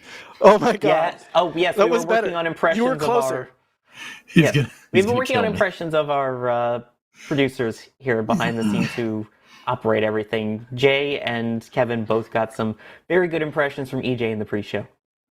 Yes. Hey, I think we got some really good ones. No. Mike, No. closer to mouth, and you're like 98% of the way there. Wait, Kevin? Hang on. We need Kevin talking to Kevin. No. Kevin, are you there? Yes. Not. No. Yes, please. That is not my voice. That is absolutely. You sound exactly like this. This is That the best totally thing. not my voice. It is your voice. It is pretty close. No, it's not. Sorry. I'm sorry. What was the next question? I can't breathe. I mean, people always tell you to stop making breathing noises, so that now we know how to do it. Oh my god. RC Horseman, thank you for gifting 10 red team members. No, wait, somebody asked the question. What was the question? What question? You just Kevin to Kevin. Oh, that's good. All right. What was the question? It's gone now because I ruined the panel. Hang on. Let me pull up the stream and jump back a second and see if we had it on screen. But thank you, RCs, just the same. I'm looking forward to the day that your voice is able to trick Jay. Because once you're good enough to trick Jay into thinking that you're Kevin, dude, think of the chaos that we can cause. By the way, the question was, any word on what's going on with ULA nearly through first quarter and Right. not even a date for their first launch? From Alex. Oh, Vaughn. yeah, no, that's actually a super good question. They're scaling. That's what's going on. They're retooling their entire production base to be able to accommodate, instead of one core like every 3 months. Now they're scaling to like one core every 2 weeks. That's why we haven't seen it. They're completely retooling everything and for ramping up. This is in anticipation of ULA flying a lot. Because I mean, basically, come summertime, Vulcan should be flying not as much as Falcon 9, but I'm thinking like, I mean, I don't know. What are we thinking, guys? Like 4 times a month or something? It's going to launch a lot. What? Why? That's not currently at the bunkhouse in I Starbase. just wanted to put you in a hat. Wearing the tinfoil hat to answer this question, huh? Oh, Kevin's trying to get you to do voices. Kevin's trying to get you to do the voice. That's what he's trying to get back at me. Which voice? The Morty voice. Oh, geez, guys. Oh, my truck broke again. I better have EJ come fix it. That one? Yeah, that one. Oh, okay. So, yeah, the ULA is scaling up. They're almost done. Tori Bruno actually posted on social media pictures from inside a Decatur. Dude, there is Atlas V's, Vulcans, Centaurs just lined up for miles. It's actually pretty cool. I was like, I do like that. That's pretty neat. Yeah, trying to see if we can get the pictures for pretty Kevin. awesome. But all right. I mean, I don't yeah, even. It's just tinfoil hat me. Yeah, Sawyer, you linked it up. There's that. Yeah, by popular demand. There's Vulcan cores, Atlas 5s, Centaur 5s, 2 different variants of Centaur 5, like in various processing flows. There's the Centaur 3 that's ready to go. That's really it. That's why we haven't seen anything from ULA in a while. Like, oh yeah, there you go. There's a picture of one Vulcan. Can you to the next one? Yeah, there we go. It's cropping the picture, but there's more Did you forget centaurs the to the word right. Swipe or scroll. Yeah. Oh, look. Swipe. There. Yeah, let's do that. Dude, look at. There's 4 Vulcan cores in that picture and 4 Atlas Vs. That's Beautiful. money. It's beautiful. I mean, it is literally money. That's money right there. Which, See what I'm talking about? That's what definitely- ULA has been doing. Now, you guys cast your mind back to 2019. SpaceX went through the same thing before they ramped up to Block 5. Do you remember in 2019 they didn't launch very much? They launched like the least amount of times that they had launched in the last 5 years prior or something. Yeah, that was part of, I think, the great Vandy like gap. There was like an 18-month or 2-year time span in between 2018 and like 2020, somewhere in there where between Iridium 9. Because SpaceX finished Iridium, exactly. They hadn't started just shooting Starlinks off left and right yet, and ULA was like, "Yep, we're standing down to convert this pad for Vulcan Slick 3." So there was just nothing. Dude, look, there in that shot of the Centaur processing area, you got 2 Centaur 5s stacked up right next to each other, but one of them has a lower mass fraction. It's also smaller. It's a stubby Centaur 5. So not stubby nozzle, stubby stage. Stubby Centaur right there. good. Stubby nozzle bad. Okay, fair enough. Okay, I can go. I can get behind that. That's fine. We need to get Max to weigh in on the next time he's on, but I think we can all agree. Yeah, it's Max, and don't worry about that. Anyway. I mean, as a member of the Bald Guy Committee, I do have to take his thoughts and wishes into consideration. Otherwise, I'm going to get an earful the next meeting on Tuesday. Tuesday? It's supposed to be Monday. Yeah, dude. Yeah, What join us meetings for the are you meeting going to? Tuesday, Jack. You'll totally be on time. I said Bald Guy meeting, Sawyer, not production meeting. You wouldn't know about the Bald Guy meeting, Mr. I have my hair still. You're right. That's all natural. Just give it a couple years, buddy. Just give it a couple years. One of us. One of us. No, I'm good, man. One of us. One of us.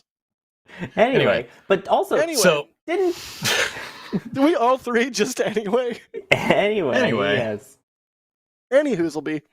Oh no! But anyway.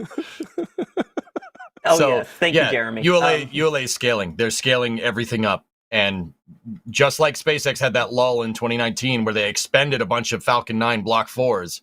Remember, everyone's like, "What are they doing? Oh no, they expended another one. It's got no legs."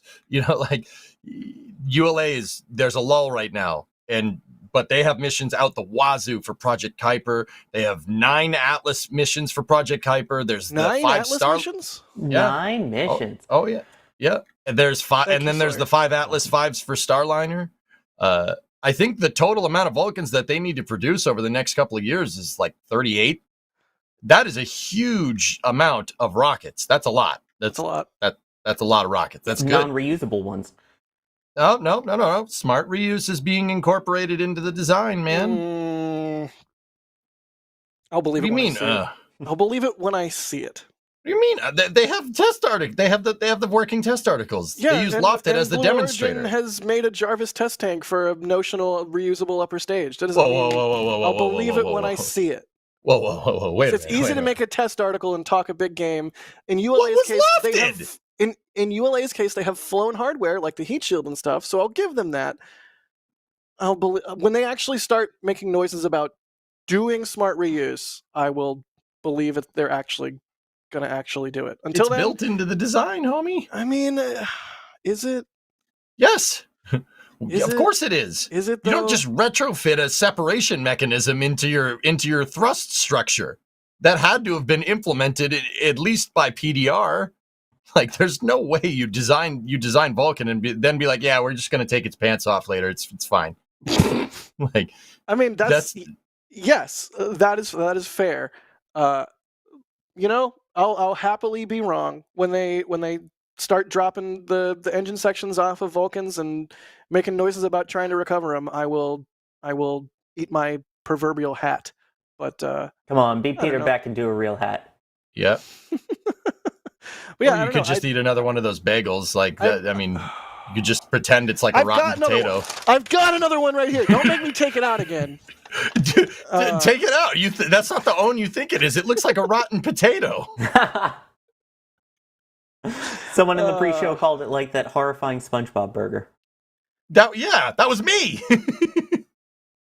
It looks awful. But anyway, also, didn't you all like kind of do like a sort of roundtable thing with an update on where they're at? And they've got all of the upcoming Kuiper missions. Didn't they give an update, EJ, kind of recently? I'm trying to recall. I don't think they gave one recently, but this was most of this information that I got is from the block buy that Amazon did for Project Kuiper launches. There's 12 New Glenn, 16 Ariane 6, 38 Vulcans, 9 Atlas, and believe it or not, 2 Falcons. Yep, that's right. Falcon 9 is going to launch Project Kuiper because the Amazon shareholders stated that Amazon is financially, their fiduciary responsibility is to get the lowest provider, and Falcon 9 is the lowest provider. So some Project Kuiper launches are going to be launching on Falcon. I think that's funny. That's totally normal. It's fine. It's fairly amusing. That's pretty funny. But either way, that's a lot of hardware, man. That's a lot of hardware. Just saying. I did not expect the ULA question to get this much discussion, but no, it's like a genuinely good question, and it's nice to sort of take stock. That you accidentally bumped off screen after 3 seconds. You know, Sawyer. It's because he was being told. Aforementioned statement about not kicking a man when he's down. Aforementioned statement about kicking. Anyway. What are we doing with our lives? Hosting the Flame Trench right here at NSF and plugging our shirts and stuff that we're wearing at shop.nasaspaceflight.com. Really, so you're going to use that for a merch plug? Really, and dude? Promoting the socials like we're supposed to on Facebook, Instagram, X, man, dude. Threads, Blue Sky, TikTok. Did I get it all out of the way in time? Great job, dude. Yes, A+. merch Hey, look, plug. calendars are still a thing, too. Oh, yeah, but yeah. We're both wearing our Thrust Collection shirts. Unintentionally, that happened. And also, you'll notice we're starting to try and incorporate into the shop actual people wearing the merch. So. Oh, yes. That one was my idea. The booster, have you hug your booster shirt. That was my idea. Oh, yes. wait, no. Show us the orange one. Show us the orange one. It's orange. It's orange. You could say, put that one in the big bag, Gino. Is that big bag you or mixed bag? I thought it was big bag. Is that you and Dan? Did Kevin just zoom in on my gut? What's wrong with you, Kevin? Hey, no. And he's not going to zoom in on Dan's, but yeah, Why? it's yours. There we go. Dan, no, come on. What are Jack's you dad doing, right dude? there. This is the worst merch plug we've ever done. Look at Jack and his father right there. Isn't that great? To be clear, if you like aren't... father, like son. Oh my god. Yep. Oh my god, dude. To be clear, if you haven't ever gotten the joke, Dan is not my real dad, but he is my Starbase dad. Hi, Dan, if you're watching.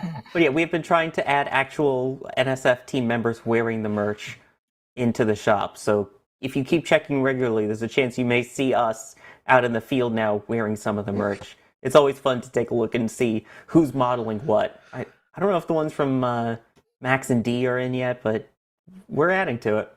That one shot with Dan and I was actually like, it's supposed to be me choking Dan and Dan choking me, like Homer and Bart. But they didn't want to use that one in the store, so they used the one where we looked relatively normal insteed. Oh, look at that! Look at that guy! Look at that handsome beard! fella! Look at that handsome fella! Look at how happy he is. Neat. This is the most ham-fisted merch plug we've ever done. Because he's got a shirt. Look at that shirt. Because he's got a shirt. Look at D. Look at how happy they are. Look how happy he is. Finally, yay! Yay! D's loving that Merlin shirt. Loving it. They are rocking it. See? Rocket it. Kevin gets it. Man. All right. Hang on, I'm being asked about bagels by Chris B in the back channel. Obviously, this takes precedence over the show. Also, I'd like to point out that the pinned comment from Chris Bergen is, you two could look like Jack and Sawyer, not EJ with merch from our store. Only EJ can look like EJ. I mean, just look at that face. Well, no, he's also not wearing any of our merch. Yeah, but look at that face. It could launch 1,000 starships. And explode all of them, yes. Probably has in Kerbal. Hey, nice. All right. It's you know good, what? right? We're It's 48 minutes behind on support. All right. Support so, us, Jack. That's what I was going to do until Sawyer decided to just throw a merch plug in there. But yeah, Crafty You're Geek welcome. is asking, I know Scott Kelly holds the record for longest continuous time on station. Do we know where Butch and Sonny's time on station ranks amongst their peers? He does not actually. Mm-mm. Go on. Skelly does not. Sawyer, do it. I'm trying to pull. I had a chart up the other day. Here we go. International spreadsheet? Space Station record holders. Number 1, Frank Rubio with 371 days during a single spaceflight. And again, this is not cumulative. This is during a single spaceflight. Mark Vande Hei had 355. Scott Kelly had 340. Christina Cook had 328. Peggy Whitson had 289. And then Butch and Sonny come in at 286. So they are actually tied for 6th longest, not even the actual longest. Neat. Who spent the most amount of time in space, Sawyer, out of anybody? Americans, that would be Peggy Whitson with 675 total days, including Word. NASA and Axiom. Cool. What about on the Russian side of things? I don't know. It's the NASA article. They don't care about Roscosmos. Okay. Boo. I'm trying to. I think that Gennady would still be- has Oh, it. who was it that hold? I'm trying to, because the record for the longest ever single spaceflight is still held by a Russian from the Mir days, if I remember rightly. Sergei Krikalev, man. We met him. I know. Remember that? Of course, I remember. We met him. We met him. We met was gonna Katie say. Coleman. All right, so Yeah. this is the flex trench now. I'm going to go. Yeah. So you guys can just, Yeah, go eat your lack of bagel. It's fine. Hey, do you know where the astronauts are? Well, Sawyer and I we'll just check it out. Yeah, we can just point to them. It's fine. Yeah, are they over there?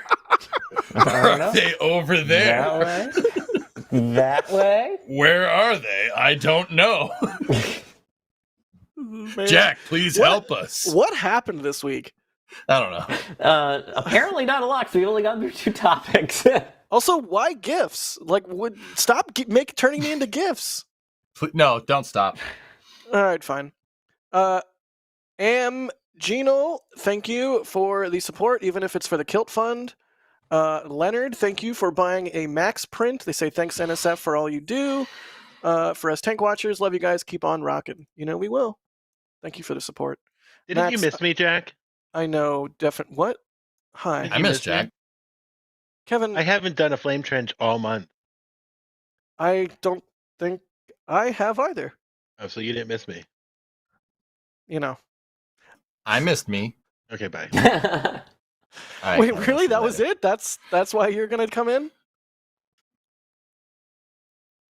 Hello? The voice of Hello? God has left. Leave a message after the tone. If you've ever he's not seen here, Jack. Real Genius, have you ever seen Real Genius? Classic 80s movie? Bro.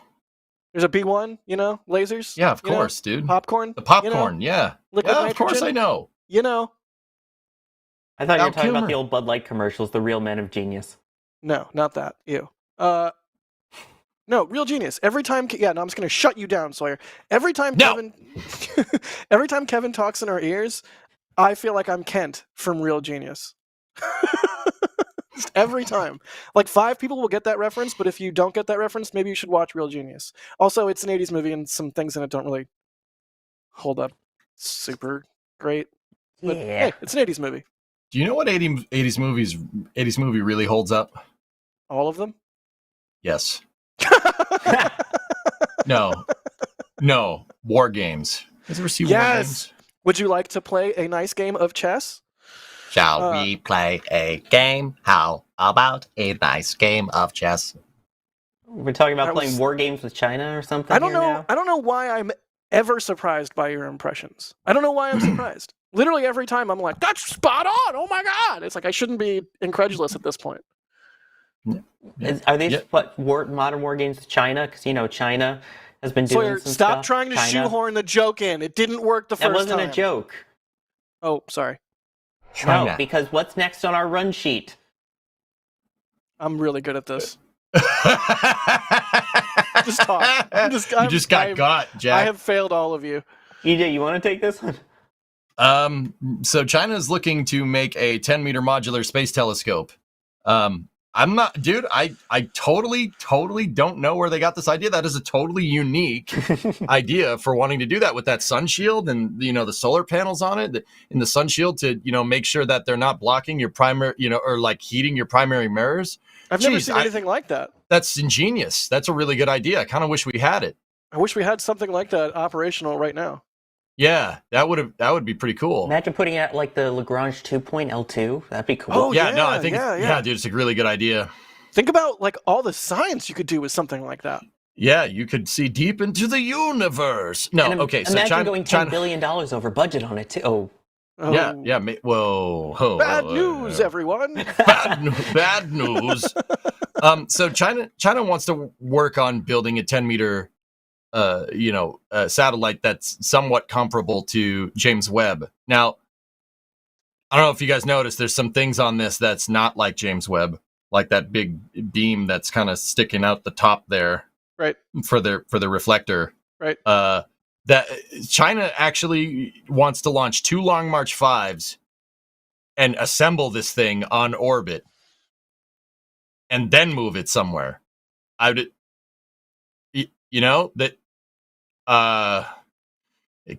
James Webb wasn't, complicated enough. Let's just make it more complicated by putting EOR into its mission profile. That's fine. It'll be fine. EOR, so yeah, rendezvous. Yeah. Launching it on multiple missions instead of launching it in one shot. That's good luck, dude. And I mean this with the utmost sincerity. Good luck with that. Like, I really hope that works because that's a very complicated mission. I mean, genuinely, I've always lamented, probably on stream many times even, like, we have one Hubble Space Telescope. It has a 2-point-something meter mirror. Yes, 2-point-something. I think it's 2.2, 2.3. Don't quote me. And the reason it has that specific size of mirror is because we already had manufacturing heritage built up in the US for those size mirrors for use in spy satellites. So for one Hubble Space Telescope, we have how many keyhole and hexagon and gambit and etc. spy satellites with the same mirror, different optical tube assembly. Those are the ones that were gifted to NASA, right, by NRO. Anyway, more space telescopes are more better. Like, yeah, we started off the segment by joking about how it looks like James Webb. I'm with you, EJ. In all sincerity, like, good luck. Please let that work, because more giant space observatories, more science is only a good thing. But yeah, that sounds devilishly complicated with the Earth orbit rendezvous. Although, China's kind of killing it, man. I mean, I wouldn't put it past them to be able to do it. I don't know. You're giving me side eye. Why are you giving me side eye? How are you going to get these 2 long marches near each other? How's that going to work? We'll put a negative bar magnet on one. Put a positive. So you don't know. You don't know. All right. Bar magnet on the other. They have rendezvous experience, even if they stole it mostly from the Russian Soyuz. They have rendezvous experience. Well, that's all fine and dandy, the docking a spacecraft, but dude. And I'm genuinely asking: do they have on-orbit assembly experience outside of Tiangong 2? Tiangong 1. Is it 1 or 2? Well, they both. There was both. That's what I mean. Well, yeah, but Tiangong 1 was not assembled. 2 is assembled. Yeah, but you're right. It was a single module, but still, I mean, I get it, but at the same time, I feel like there's enough technology that's publicly available out there, if not that has been acquired that isn't publicly available, so to speak, that they have a decent understanding of rendezvous and docking procedures. What I'm interested in the fact, though, is if you take a look at these launches here, I mean, ignoring panels falling off, which are designed to, the color of the trails that come out of it are not great, because a lot of it are very nasty chemicals and hydrazines and other kinds of hypergalls. I don't know how well that's going to interact with a very fine mirror as you try and have 2 pieces approach each other. That's my thought. China has done prox ops with other satellites, right? Like having a satellite get all nice and cozy with other satellite, perhaps an intelligence gathering one. Like, Well, we don't know that. We don't know that for sure. There's rumors of ones that have certainly gotten close to a certain mini private space shuttle. Well, not private, mini space shuttle X-37B, maybe, possibly. But I feel like it's different though. I typed in Long March 5 in the chat because I was looking for it. Long March 5 doesn't. It has, sorry, I was in the wrong window, dude. I have like 40 windows up, man. Wait, everybody type Long March 5. Long March 5. Everybody type Long March 5 into chat right now. Dude, old man moment. Am I older than Kevin now? Is that how this works? Good job, Ringtone. Good job, Sawyer. Good job, Aaron. Long March 5. Long March 5. Good job, Ryan. Long March Starship. Good job, Stinky Pickle. Delta 4 Heavy. Long March 5. Anyway, I was looking in. Sorry, like Long March 5 has kerosene boosters. And Chris then B did it. Yes. Yes. Oh, keep it going. Dude, I will own this joke. I don't care. Sorry, March mods. 5. Sorry, chat moderators. Long March 5. Long March 5. I was like, I typed it into the search query and it didn't go. And I'm like, what the hell? What the hell just happened? It's like every now and then I'll be talking to someone while I'm writing something, and like my brain overrides what I'm supposed to be writing, and I'll write the thing I'm talking at the part like and vice versa. Yeah. Yep. Totally done that. Oh, that poll is the best, dude. Long March 5, baby. What other answer could you give? Long March For those 5. watching the replay, the poll is Long March 5, Long March 5, or Long March 5. The question March is 5. Long March 5 too. Yeah. Question: Long March 5? Answer A. Long March 5. Answer B. Long March 5. It's so good. I think Dude, we've I'm officially owning lost this our one. minds. I'm owning this. This is the best joke ever. All right. Anyway, so Kevin, please change his nameplate for the outro. Oh, do it, please. Everybody's name for the outro should be Long March 5. This is no longer the Flame Trench. This is the Long March 5 trench. Oh dear. You were saying about hypergulls on the first stage and stuff, yeah. Yeah, it has a hypergolic third stage, but everything else is hydrolox and carolox. Interestingly enough, like I don't know if that's going to screw around with the satellite. I'm just, there's no RPOD capability. Like, how's this satellite going to go together? What parts are you going to put where? Are you going to need a robotic arm? Are they docking parts together? How's that all going to happen? I'd be curious to see. You can't really tell from that PowerPoint presentation. Short May 6. Nice, Jack. Nice. Bless this Long March 5 trench. Space Bump 2. This is great. I need to go lie down. I can't breathe. Oh my god, dude. Long March 5 in my chat. Where did my voice go to? Jeez. Somebody do that thing where you just alter the XY dimensions of the thing and just like make it really short and fat. Short May 6. Why? I smell Why a Kerbal is it so builds. Long March 5. Long March 5. Yes, Short May 6. Short May 6. Oh god. Kevin is beautiful. Oh, it's the best thing that ever happened. Beautiful. And a lot of best things have happened on this particular stream. I'm Yeah, just it's waiting good. for there to be a Long March 5 command. That the answer is just Long March 5. Is Yeah, there a of course. canard command yet? There should be. There's It not. should say that they're awesome. There is not. Canard. No, it shouldn't say that at all. It should say that they're awesome. No, okay. Oh. Okay, let me walk it back again. It should say that they can be an interesting design element sometimes. No, it's just another part for your dang vehicle. That's like saying rudders are awesome. Oh yeah, Rudders? yeah, of course. Oh, rudders are awesome? Yeah, they Rudders are. are- yeah, like, sure. Like, do you like the directional stability? Oh, I'm EG. I don't like directional stability. Rudders aren't awesome. Hey, NGAD doesn't have rudders, bro. Just saying. The B2 doesn't have rudders. YB35, YB49, they didn't have That rudders. was a really good callback. Ooh. I got Speaking you. of a really good callback, Steve Kalovic with a $10 super chat saying, I feel bad for her dad. Wow, there's a throwback to earlier. We are very behind, aren't we? He's Yeah. talking about the waitress. Yeah, he is. Yeah. That was a good callback.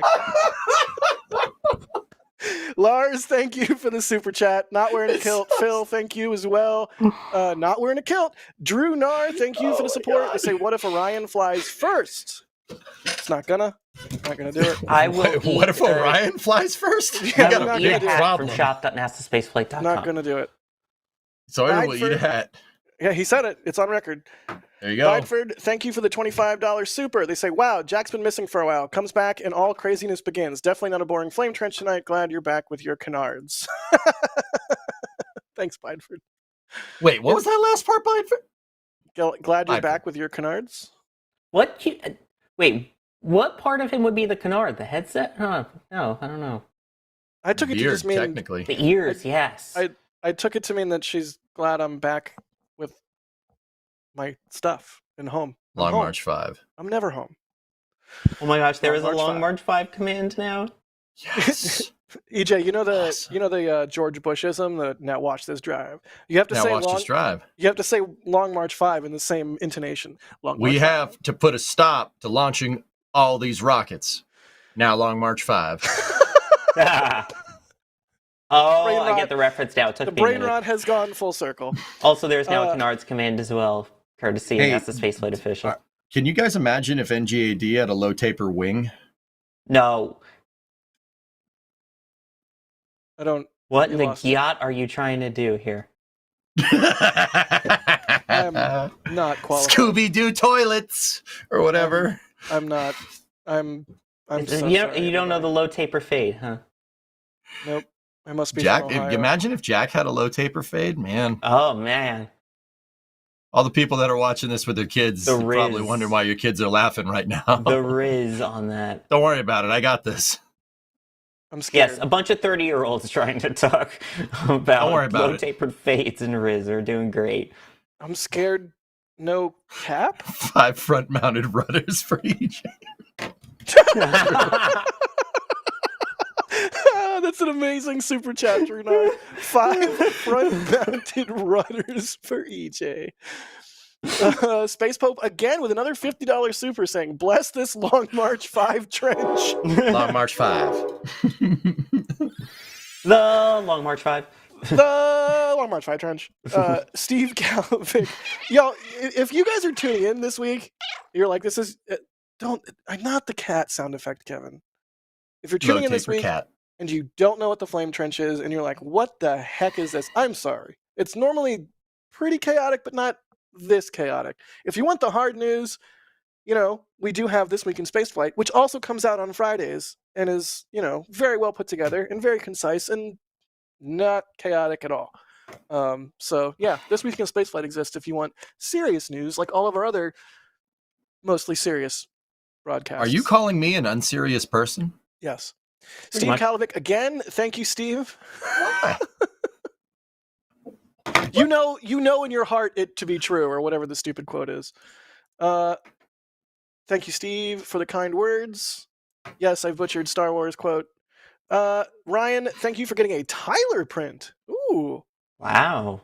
Ooh. From Lil T. Which one? No, that's a Max Lil print. T. That's in the Oh yeah, store by the way, the wrong. panel is messed up. It'll say that there was one that I forget who the print was, but it was actually a Flight 8 patch. It's all messed up. Okay, this must have been the Max print that the previous person got. I'm not sure which Tyler print Ryan got. It might be the Eclipse. Dude, the Max print, the Vice City one. That's Yeah, that's amazing. I never That even shot- thought of it as the Vice City one, but now that someone's got to Photoshop the cover of that now. Yes. Dude. Someone should put NASA Spaceflight in the GTA font and make it look like anyway. I would actually pay money for this. I am not kidding. A poster Yep. like that would actually be awesome. Pay money to Dude, Max. Yeah, NSF all- in the make all checks GTA addressable to Max. font. Yes, instead of GTA, then- it's NSF. NSF Yes. Space Coast. In fact, can we I would- get like I would GTA play that NSF video with game. I would with play that all of video us game. You can be as Max. people? You can just Yeah. walk around as Max and what? insert GTA activities. I don't And know. chase after D with chairs, yeah. Yes. Yes, exactly. Crafty Geek, thanks for the $10 tip. They say the stream has been hoist on its own canards. Isn't it petard? I thought it was petard. But I get the It's interesting wordplay, yeah. Yeah, it's good wordplay. Also, Chris Bergen says Rockstar lawyers have entered the chat. It's okay. I know them. We'll be fine. It's okay. I know them, Chris. I'm just saying. Here, hold up a second. Look, I know them. They gave me this hat. Nice. You think I'm kidding? The lawyers gave you that? That is an EJ flex. I'm pretty sure that's an EJ flex. I know them. They're good people. I know Chris B really likes GTA, so he's probably I know. mad That's why I'm saying it right now. I'm planting the seed right now. You know what I'm saying? You're just trying to think of the missions that you would do in that. You know what I'm saying? Yeah, we got to go to Orlando and get camera equipment and then move it to the Space Coast and then set it up before the launch happens. And then when the launch happens, the camera has to be pointing at different points in the sky. There's like the pink ring that like tells you where to point. CNC machine to make all of the robot heads with yeah. You have to go steal parts for the CNC machine. Sawyer has his legally flexes. acquire Look at parts this. for the CNC Now watch. machine. Look at this bag. Now watch this bag. Now watch this bag. Look at that. That's a pretty sweet tote, cool. but it's not as sweet of a tote as you could get. No, it's not a rapidly reusable one. You beat me to it. Yeah, that's right, Sawyer. Get coffeeed. Yes. Shout out to Lindsay. Arthur. I got to meet her at her first ever launch, which she's with the shop team. That's one of my favorite things to do, by the way, is watch people watch their first launch. Forget the rocket. That is the coolest thing, is to see people's reactions. But yes, the tote at shop.nasaspaceflight.com that she designed, I finally got to see it in person. It is so cool. It's Starship tiles. Arthur. Alex G in chat says we got NSF 6 before GTA 6. Arthur, we gotta do one last job, Arthur. Nice. Gotta do one last job. Heck yeah. Gotta do one last job, Arthur. By the way, you did hear what I said the bag is made of, right? Or what it's meant to look like? Tiles. From? Spaceship? Which one in particular? The Starship. The what? I'm sorry? I'm not gonna help this along at all. The Dream Chaser. Oh, topical. Yeah, thermally cooled Dream Chaser, exactly. I love the ability that you have to run away and leave the chair spinning. It's delightfully cartoonish. Thank you. Well, yes, the one from Starship. Yeah, we should probably talk about that. It's 2 hours into the show. We should probably talk about Starship, huh? Yeah. Just a I don't want thought. to. See? Hey, it how come I'm the actually one 2 that's made hours into the all of show? the transitions and the merch plug today, Jack? I don't know about all. Most. No, quit giving yourself too much credit. I always give myself too much credit. Don't you know you that. steal stream valor, good sir. I know. Sawyer flex more than if you really want to push me like that. Well, joke I'm not gonna make. Let's move on to Starship. I guess we should talk about Starship. Am I right? So What is that? it's what we're looking at right there, EJ. It's a live shot of the Sanchez lot, where you can see 2 flight-proven boosters and a not flight-proven ship. Oh. I mean, arguable because, Block 1 ships, flew to space. What? But that's not. I would hesitate to call Ship 20 a Block 1 ship.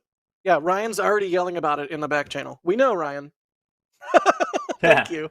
Hey, Ryan. Thank you for popping in the back channel and ruining my joke. I appreciate it, pal.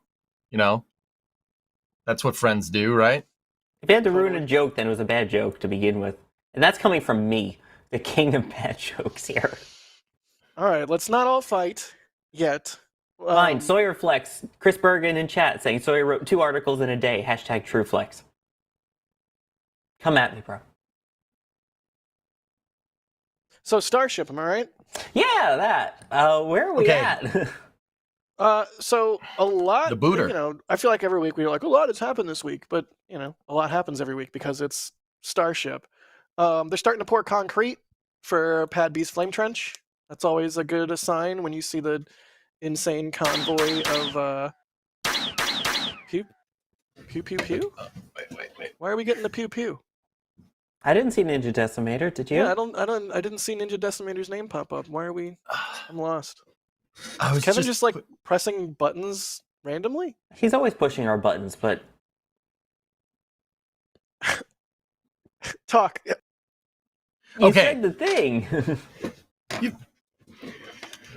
Oh. You made me choke on my own saliva, Sawyer. Thank you. You're welcome. Cool. Well, yeah. So, Flame Trench said the thing. That's always good. Excited to see that coming together. You know, we've talked about the Pad B Flame Trench. I guess it's really the only Flame Trench in Starbase. We talked about it a lot. It's going to be a game changer for photography purposes and stream purposes because, you know, directed exhaust flow. So I for one am excited for our new Flame Trench Overlords. Yeah, I like those. I'm quite fond of them. I think it's about time, if we're being honest. I mean, they kind of learned the hard way with Flight 1, making their own trench with a giant crater. But, I mean, especially if we're talking like over at Pad 39A, which, keep in mind, the ultimate goal is Florida launches with all of these. They started to have an orbital launch out there. They tore it down, and they are digging. We've seen from Harry Stranger's satellite images and from our flyovers, they are absolutely digging there. They finally learned. It'll be interesting to see, though, what they learn in particular from the Pad B one, and if they incorporate that into the Florida ones, how well it works. When you have so many powerful engines, an exhaust that is ridiculously long if you think about it in flight. Imagine all of that firing into a trench. I'm intrigued to see how this goes and what impact it actually has as they build this on the Florida ones. Mm-hmm. I'm just engrossed in chat. I'm sorry. No, sorry. John says I'm with you. Go ahead. GTA NSF mission would be fixing a Land Rover on a beach. Before you'd have to do it before the tide comes in, and then when you get that done, you have to do it. You have to the second timer starts, and that's to get out of there before launch and the road closes. I've definitely done that. What, getting stuck on the beach, getting a digging machine stuck, yeah, all that stuff. No, I haven't done that. I don't get equipment stuck. I also normally don't. Normally? That's a long story, but anyway. In the best of circumstances, I do not. Which you have. But anyway, EJ, you were saying about the Florida thoughts. Yeah, dude, I think that the one at 39A is going to look very much like Pad B. Just the way they're grading the terrain. If you guys looked at the Crew-10 launch, you got a pretty good shot of what's going on around there. They're staging up excavators like crazy. 4 big freaking excavators. I think they were what was it? They're Caterpillar like 325s or something. Anyway, whatever. For the people that doesn't know what that means, it's a big. The big excavators come in many different sizes. So yeah, it's many shapes and sizes. You know, we don't excavator shame here. Okay, we do not. No, but yeah, it's very much going to look like what you see on the screen. At least I'm pretty sure. And they did start pouring concrete. I think people over in my chat were counting. It was like 600 trucks or something, which was that's a lot of cubic yards of concrete. That is a lot. It's pretty cool. And yeah, Sawyer, I think 39 is going to look exactly like Pad B in Texas. Wait, fellas, didn't the chopsticks on the second tower move too? I think they did, yeah. They did. They definitely. What moved, are you calling the second tower? The one at Boca Chica, the second tower at Boca Chica. Okay, sorry, just wanted to make sure. Neat. Well, Another the step chopsticks closer. at the Cape did move too. They just opened them I just like wanted to what make you sure see you on the weren't screen. calling that tower too. I don't want to have to get into it with you. What, OLIT? That name is not OLIT. Come on. No. It's just some people will call the second tower in Boca Tower 3 because the tower at KSC was built second. By the way, take a look at this in terms of the number of trucks. I believe, what was it? Ryan Weber in the back channel said 308 trucks. Yeah, Ryan. I love our NSF team, the fact that they legit counted all of the trucks as they came in for day and night. So Okay, just a little bit of math here. A concrete truck holds about 10 cubic yards of concrete. That's 3/4 of a cubic meter, just in case anybody's wondering. 308 of those things. That's a lot. That's a lot of concrete. That's a lot. It's almost like that thing's got to be hefty to, not blow up.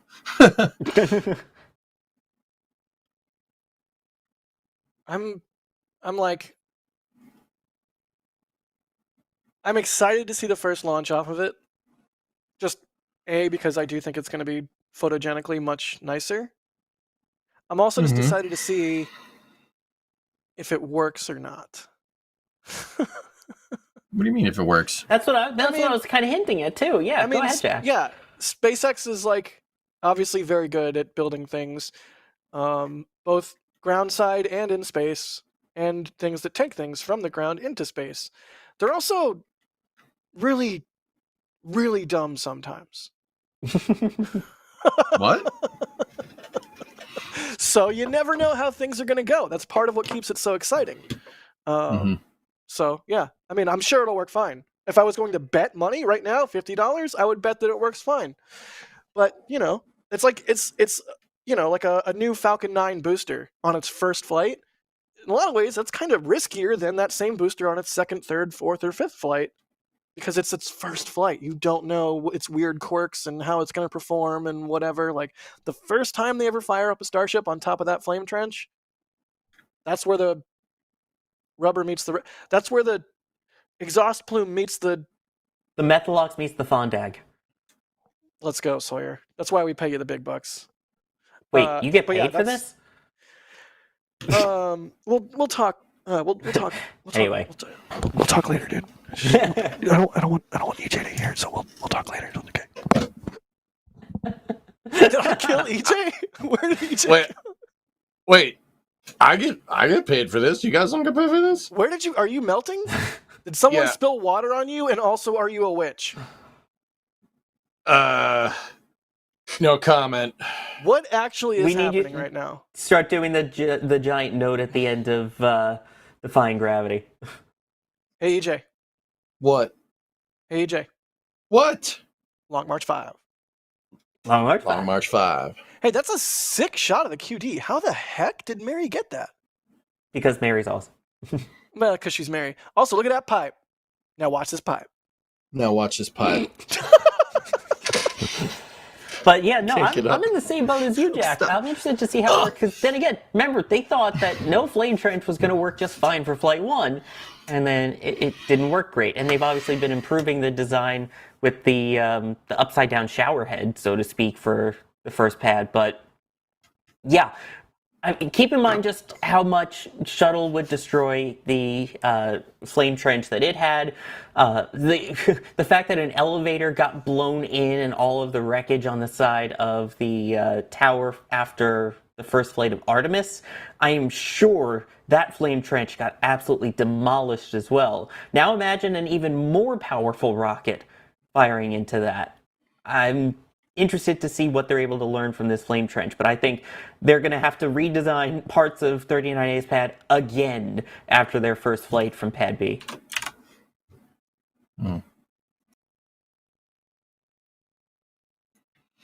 Yeah, there's definitely going to be some rocks thrown out. But then again, Sawyer, okay, so I would say that Pad B is a giant flame bucket. I wouldn't call it a diverter. It's a flame bucket that goes into a trench. I would say what Pad B is much more analogous to the B2 test stand at Stennis, right? Think about this for a second, right? Bear with me. It's got a flame bucket. And so what's a flame bucket? Flame bucket is a pad deluge system that's built into the deflector, right? Just like what's at Stennis on the A1, the A2 test stand. Well, there was one on the A3 test stand. Sorry to do that. Anyway, put a pin in it. I'm sorry, Kevin. Can you go back to the previous shot? I'm so sorry. I'm an interrupting jerk. You're an interrupting cow. Why are they just spraying the ground green? Yeah, that looks good. Just spray some of that green over here. I know my they're gosh, I didn't seeding. even They're notice seeding the that. ground. I know they're like the actual reason, but also, haha, spraying the ground green. Anyways, EJ, continue with your cohesive and coherent point before interrupting me. I So thoroughly ruins it. I lost it. I'm looking at the seeding crew now. Why are they just? It's just gonna get turned into mud. Not with grass. Grass will absorb all the water. That's You'd why think. people That's why people have lawns. So get water away from their house. But it's Starbase, EJ. So, what, does Starbase not have flame- grass now? Grasses? I mean, not really. It more has like sharp, prickly, horrible scrub. Oh, dude, You the know. spicy grass, dude. Don't say yeah, scrub. I know. Don't say scrub. I got that firsthand, dude. So anyway, flame buckets, flame diverters. So Yeah. I would say that, if anything, we're going to see some metal parts fly out of that flame trench, not necessarily the concrete, right? Because they're shooting into that the metal bucket. They're shooting into a flame bucket, which is very interesting. So you're going to see a pop like when we saw the core stage, the green run with core stage 1 on the B2 test stand, where it had that big like mushroom cloud of water coming out of the buckets. If anything, you're going to see metal parts fly out of there, not necessarily concrete, right? Like, interestingly enough. Sorry, I'm just watching the dude. I don't know what it is about watching construction sites. I could watch construction sites all day. Same. No, there's a reason Starbase Live, I think, appeals to all of us. Also, this little compactor buddy, like, I love it. I want to be its friend. I want one it's not even functional, doesn't even do anything. It's not even like a Roomba. I just want one around the house. And when I walk to the kitchen to get a snack, it can come along with me and be like, rumble, rumble, rumble, I'm your friend, Jack. And I'll be like, thanks, little compactor buddy. I love Like it. please tell it, like, it'll look like the one from Space Camp. Yes, absolutely. Don't you have like a biological version of that? I do have a dog, yes. But she's in Texas right now. Caesar's taking care of her. Also, when Oh, are we okay. getting Texas Concrete watching shirts? Oh yeah. I'm surprised we don't have that already. So the other thing that SpaceX did is they took Booster 15 out and they put it out in the rocket garden. You just Right, saw we that were on the talking about screen that right there. At the start of the Starship segment, there are now 2 flight-proven boosters in the rocket garden. Yeah, but okay, so one thing that's very interesting about 15, dudes, like, I don't know if you guys saw this, there's FOD covers all over everything. It doesn't seem to have any engines, but there's FOD covers over everything. Now, they didn't do that with 12. They just basically took all the good parts off of 12 and just said, oh yeah, here, go in this special place where we put flight-proven boosters or something. But see, if you look at the top of 15 up by its grid fins, or even here, like there's covers over everything. So I don't know. Part of me is like, are they just moving 15 so they could get 16 back from Massey's, put both of them back into Mega Bay 1? I don't know. I think we haven't seen the end for Booster 15, to be honest with you. What about 14? Okay, this is entirely speculation on my part. Total speculation. I am pulling this out of left field completely. I think 14 is going to get reused. I know I've said different in the past, like even on the Flight 7 Starbase or the Flight 7 Starship coverage, the one that I did with Gene, the first one I did with Gene. That was my first time down at Starbase. I said that they're going to wait for a Block 2 booster to be reused. I think I was 100% wrong on that. Yeah, I think 14 is going to be reused at this point. Why is it still in there? Why didn't they just take it out to pasture like 12? Why would it still be in there, right? So, but then they moved 15 around. So if 14 is still... Right? But they put covers. They put covers on 15. So what I'm thinking is they took all the good parts off of 15, took good parts off of 15, took good parts off of 12, and then took all the bad parts off of 14 and replaced them with all the good parts from the other 2 boosters. The reason why I think 14's in there is because they're taking the time to refurbish it. Interesting. I like the concept on that. Yeah. Right? I mean, it's what makes the most sense, right? It does. Maybe 14 is in there because they need to fix a bunch of stuff on it, and it's not about refurbishing it necessarily for flight more than it is like fixing it so they can refurbish it for flight. I don't know. I'm just devil's advocating here. I think you're right, but to devil's advocate a little bit, maybe they just put 15 back in the bay and throw some engines on it when they're ready. I think they will probably do that as well. Yes. Oh, Why would they put covers on it, right? Like, why would you put covers on it? There's cover there. Look at it. It's got a hat.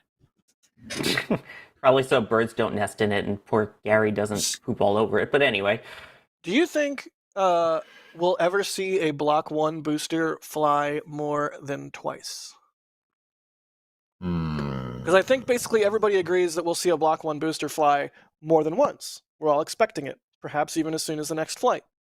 But more than twice? What do you think? Dude, I don't. I never really thought about it. I don't see why not. It's not like the stainless got a little tempered up at the top from Starship, basically, doing its thing when it's separated, right? Right. So the top of these boosters get a little bit discolored, but I don't think that, if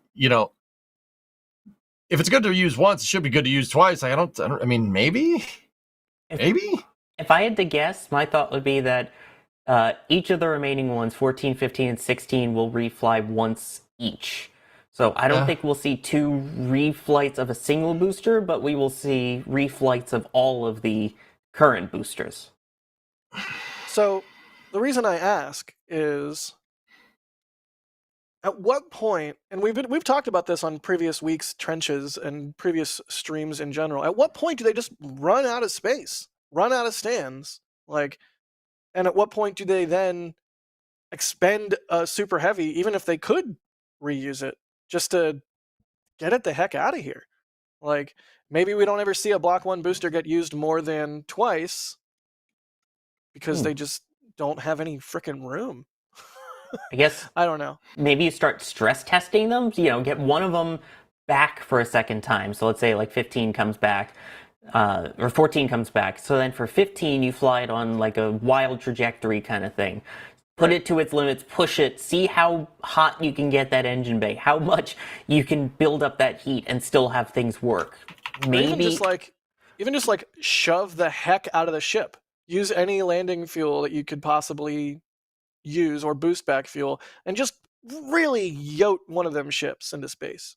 Is that the future tense of yeet, is to yote? Yes. Then maybe maybe the ship could get into orbit without having to burn quite as long. Maybe even going a little bit easier on its plumbing. And see how little fuel it could maybe use for a catch. Also, yeah, going a little lighter on its plumbing. I'm sorry the way you said that, dude. It's the flame trench. Yeah, but I could definitely see them trying to push everything to its limit with those, where if it comes back and we catch it, awesome. If it blows up, it's fine. We needed the room anyway. Guys, I've always thought this was a weird question. It's like, oh, they're running out of room. Oh, they're running out of room. They don't have any more transport stands.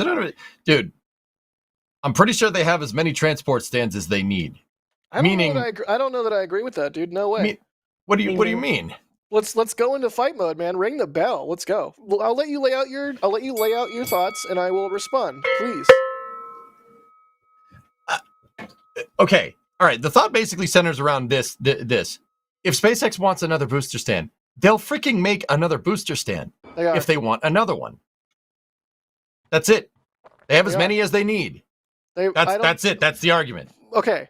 They have a third one under construction. It's been sitting there at Sanchez for I want to say more than a year. They're clearly not in any hurry to finish building it. So, but to your point, that's a mark on the chalkboard in the EJ side, right? I'll give you that. We are so back. I will give you that. A mark on the chalkboard on the Jack side is that we see them routinely shuffle things around. They'll pull a test tank out of Sanchez and start scrapping it finally because they need to use that stand for a booster. It's not like they have spares. They have enough, but I wouldn't say that they have a spare stand to float around, because if they did have a spare stand, if they did have enough, then they wouldn't have to play musical test articles. But they do have a spare. You just said it's been sitting there. It's not functional. It hasn't. It's partially constructed. But if they needed it to be functional, they'd put it together, which is what they're doing. So when you drive by Sanchez, you can see people working on the new launch mount, right? You can also see people working on that new stand. It's not quite as sustained or as often, but in general, there are generally people working, welding, doing something on that stand, and have been for a long time, much longer than the other stand they started building around the same time. I don't know why they're not in a rush to build that one, but it's not currently operational. And yes, if they needed it, they could immediately start working on it with reckless abandon and get it done. That's what I'm saying. But for which block? Okay. The square that, Sawyer, is very interesting. Perhaps the reason that particular stand has been seemingly slow-walked, Sawyer with a big brain over here, is that stand is going to be tailor-made for the next version of Booster. In which case, they don't have enough stands. So they could just build another one. They couldn't, though. Why Dude, is there, SpaceX, what are you talking about? Why is there numbers? They popped out a freaking factory in the middle of Boca Chica. Bro, what do you mean? No, we draw the line at building another stand. We can't do that. No. It took them like 2 years. Like you can't just snap your fingers and make a stand appear. Why not? Because it takes time to build. Even when you're SpaceX, even when you're throwing all the money possible at the problem, even when you are calling every other company in the Tri-County area and saying, send us your best welders. I don't care what contract they're on right now, but we'll pay you at double. Just send us your best welders. We're trying to build a thing. Even then, it still just takes a finite amount of time to like put metal next to metal and move welding thing down it. Like it just takes time. Jack went down to 0 on that. Well, I give up. Sawyer, it's all you, buddy. But yeah, I mean, that's the thing. You are the weakest link. Goodbye. But genuinely, that's my thought on that, is you could have another one, but why would you build a third Block 1 stand if you plan on getting rid of all the Block 1 ones? Yes, they can put them together pretty quickly, but like you said, this has kind of been going slow, and my thought has been, well, maybe they're waiting to finalize the designs for Block 2 so that it's compatible with that, and maybe make it back compatible for now, but yeah. 2 thoughts. One, this line of thinking is predicated on the idea that a version 2 or the next version of the booster will not be compatible with the current stands, which we have had no evidence for or against because we haven't seen any next version booster hardware. Right. Second point. EJ, did you take off your hat because someone in chat dared you to take off your hat? Yeah. It's like, you have a bar of soap in your hand. Someone's like, bite it. I dare you to bite it. And you bite it and you spit it out in their face. I've never done that. Was that your second point? Example. Yeah, that was it. That was the whole thing. I mean, here's the thing. My thought with that. Yes, we don't know if it's going to be any different dimensionally, if there's going to have to be any differences on the transport stand, any differences in balance based off of any height changes or any changes related to Raptor 3s, if they do that. There's a lot that can be. I'm sure they could always add like hey, we're going to put this little ring or this little attachment point in here so that we can still move the old ones. But like you said, there's a lot we don't know yet about the next version of Booster. So I think that's why they might also hold off a bit on that next version of Transport Stand. Just saying. And yeah. Wow, EJ without the hat, without the body too now. Give me a second, dude. All right, I got a good one. Oh, got okay. a good hat right here. Oh, no. Got a good hat for you. Oh, yeah. I can't even see it. Yeah, I got a picture of my truck on my hat. Nice. What you need is a picture of a truck on your hat with you in the truck with a hat on with a picture of a truck on your head with in the picture of the truck in the hat on you in the truck in the picture should be a picture of the truck with you with the hat on your head in the truck of a I might be Who gave Jack all this caffeine? Who did this? Who did this? Did you guys hear that? I did. This is your brain. I'm sorry. This is your brain on cold brew. 3 days worth of cold brew. I woke up this morning and was literally like, ooh, I'm a little caffeine jittery. I'm going to go get some more cold brew. Yes, Eric Fraser in chat gets it. Hat truckception. Thank you. Oh, gosh. It's the bagel talking. Or lack thereof bagel. The sandwich talking. It's not a sandwich, Sawyer. Down tuber. Nice, Kevin. Nice. Oh, I guess I wasn't saying it. I didn't know I was supposed to say it. I saw it. I was going to acknowledge it in the back channel. Yes, I in think 15 minutes. In 15 minutes, we are premiering This Week in Spaceflight. So if you want, like, the actual news instead of chaos, like we talked about it a little while ago, 15 minutes. All you got to Hey, we are real news. I mean, That's no news. That's a space station. Elon said we're the media now, right? Yeah. We are broadcasting this on X as well, I believe. Yeah. What's up, X? Really quick, I'm going to thank some people. Steve, thank you for the support. Again, they say, EJ, we disagreed on the path of Starship, yet I seem to be correct that they're on the wrong path after 2 explosions. Why are you wrong? Ouch. I don't think. I want to curse you out so bad to take right your now. side very briefly, I don't think 2 explosions ruins the program. A lot of It doom and doesn't gloom ruin going the around. program. They'll fix. What, are they not going to figure it out, Steve? What, are they not going to figure it out? Oh, we 2 explosions, but let's stop. Let's go back to using Falcon 9. What do you think? They're not going to? What do you think? They're on the right path. You know why? Because nobody knows what the right path is. They got to figure it out. What do you mean you're on the right path? You're wrong. Why are you wrong? Why are you wrong, man? Got him. Damn. Got him. Drew Nar, thank you again. Also, thank you, Steve.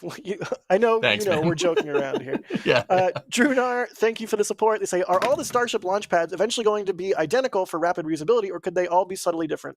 I think they'll all be based on a general design, but just by nature of all being built at different times, they'll all have their own sort of little quirks. I mean, every different Falcon 9 booster has its own quirks. Every different second stage, I'm sure, does. Every different set of fairings, every Super Heavy, every Starship, every vehicle is its own unique thing with its own quirks. And it was the same for the shuttle orbiters as well. There it is. In your face, get coffeed. I was waiting. Yes, every shuttle had their own quirks. In fact, that was one of my favorite questions in the early days to ask astronauts was, did you notice a difference flying in the different vehicles? And the answer is yes. They all had their own little quirks. Some had software things. Some had things with lockers. Obviously, we Columbia know was physically full of sand. There was the teardrop on Discovery. Columbia was full of sand.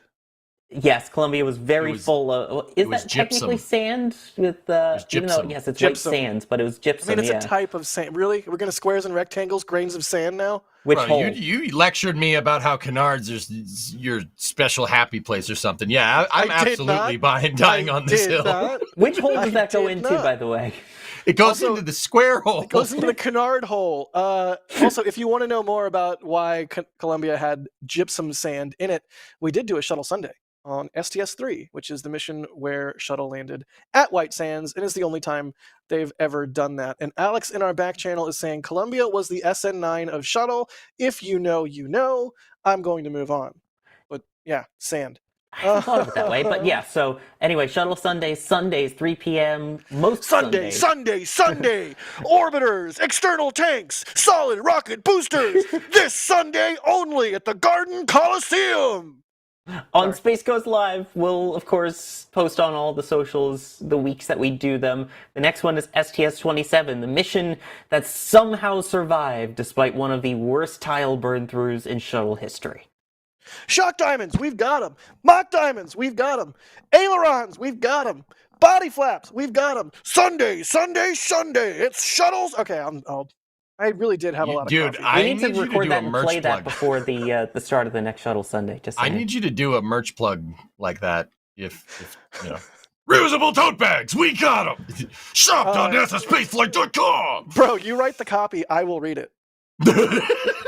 If I don't have to write the copy, I'm good. Just write the copy, I'll read it. Okay. No, all right. Flapperons, we got them. That's just for you, Crispy. Horses, we got them. Nightwish, that's the band you like, right? We got them. We got rapidly reusable tote bags before GTA 6, Chris B. We got them. Not wrong. Crafty Geek, thanks for the super chat. They say, if Starbase's Pad B turns out to have more of a flame bucket than a trench, does it necessitate a rename for this NSF stream? No. Yes. What? No. No. How many one words can we do in there? Yeah. No. Maybe. Perhaps. Probably. Flawed Perspective is asking, when is the next Starship RUD planned? Buddy, it's in the name. It's unplanned disassembly. Unscheduled. Funny joke. No He's one got said you there. unplanned. What was what? One at a time. I said Sawyer? it's unscheduled, not unplanned. So it could be planned. It could also Don't just be not squares scheduled. and rectangles me again. Square hole. Goes in a square hole. That's right. It goes in a square hole. Oh God. Let's see. Did we already say GTA mission would be fixing a Land Rover on a beach? I think we did. Yes, yeah, we we did. did. Classic. What else is going on in Starbase? They're starting to tear down the old high bay. High bay. High Bay 1. Making like- way for the Gigabay. More like bye baby. bay. Do we have... Oh, that was Oh. good, Sawyer. Thank you. That's the rare time I will actually admit that was good. Thank you, I appreciate it. This is like... At some point, we're going to have to do like a... an in memoriam video, like they do like at awards shows or like In the arms that- of the angels playing behind Yeah, it, yes. yeah, and it's going to be all the different things at Starbase that they've built and then destroyed, like the Gateway to Mars sign, the SpaceX sign, the windbreak, probably a lot of other stuff I'm not remembering, the mid bay. Yeah. And it should finish with Stargate and Ship 26. Thank you, Kevin. And it should. No, that one doesn't. That one doesn't even get mentioned. Don't in here. encourage him. But I joke. But honestly, when the Gigabay starts going up, that's going to be a dramatic change in what we are able to see. Even right now, the little scraps that we do get being able to see inside the Star Factory, they're building a wall in the Star Factory right by the fancy new entrance they built and are about to tear down. Add that one to the list. Because the Gigabay, it seems like, is going to abut right up on the Star Factory. So things will just go straight from the Star Factory into Gigabay. Meaning the days of seeing barrel sections roll out in the ring yard and being like, oh, that's a forward number 2 for a ship. It's got pins and you can see the vents for the... No. It'll be vehicles rolling out of Gigabay and either going to Massey's or the launch site. And vehicles coming back from Massey's or back from the launch site. That's it. That's Gigabay 1. Don't forget, we have Gigabay 2, Electric Boogaloo, coming to Florida. No, for sure. I just like, at some point, we need to take a moment and metaphorically pour one out for Starbase views as we know it, because it's been changing. It's like, the frog in the pot with the water that's slowly boiling, right? It's been changing. Used to see raptors all the time, used to see thrust pucks all the time, used to see barrel flips all the time. And slowly but surely, it's turned from a sandbar with some tents on it into an actual bona fide factory and launch site. And when High Bay and Stargate go, and when Gigabay starts coming up here in Starbase, I'm not in Starbase. I'm in LA. Let's go.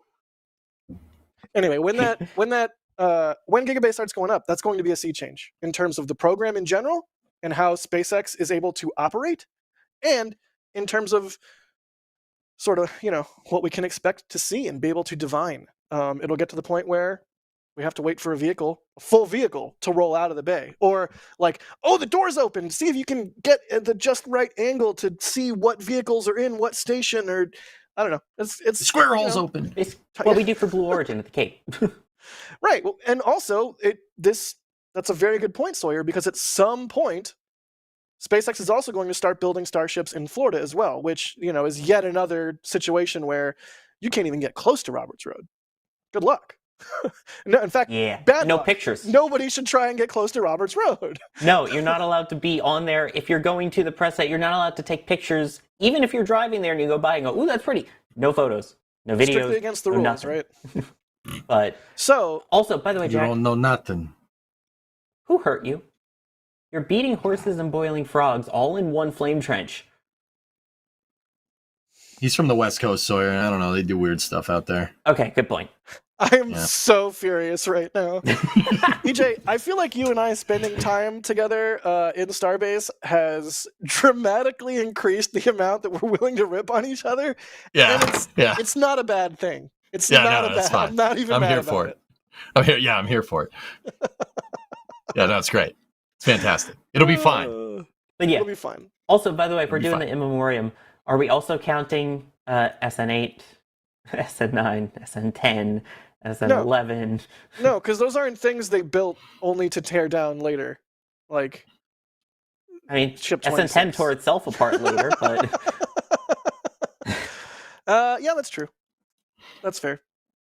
Okay, so we did High Bay going away, Giga Bay. We talked about that. We talked about the boosters. It's Sanchez. Kevin, get that off the screen. What's on I screen? saw that. I saw What it. is I it? saw I what he didn't see did. it. I was I looking. know at the what you run did last summer. I was looking You at do? chat. I didn't see either. Is the call coming from inside the house? He put it over your face, so yes. Oh, what was it? Ship 26. Oh, ew. Actually, with 5 minutes left to go before the premiere of this week's Oh, ew. This Week in Spaceflight. Hey, guess what? I'm actually working on a new version of the intro. What? I know. Yikes. Guess what's in it? Multiple times. Much to my chagrin. Don't tell me you put Ship 26 in there.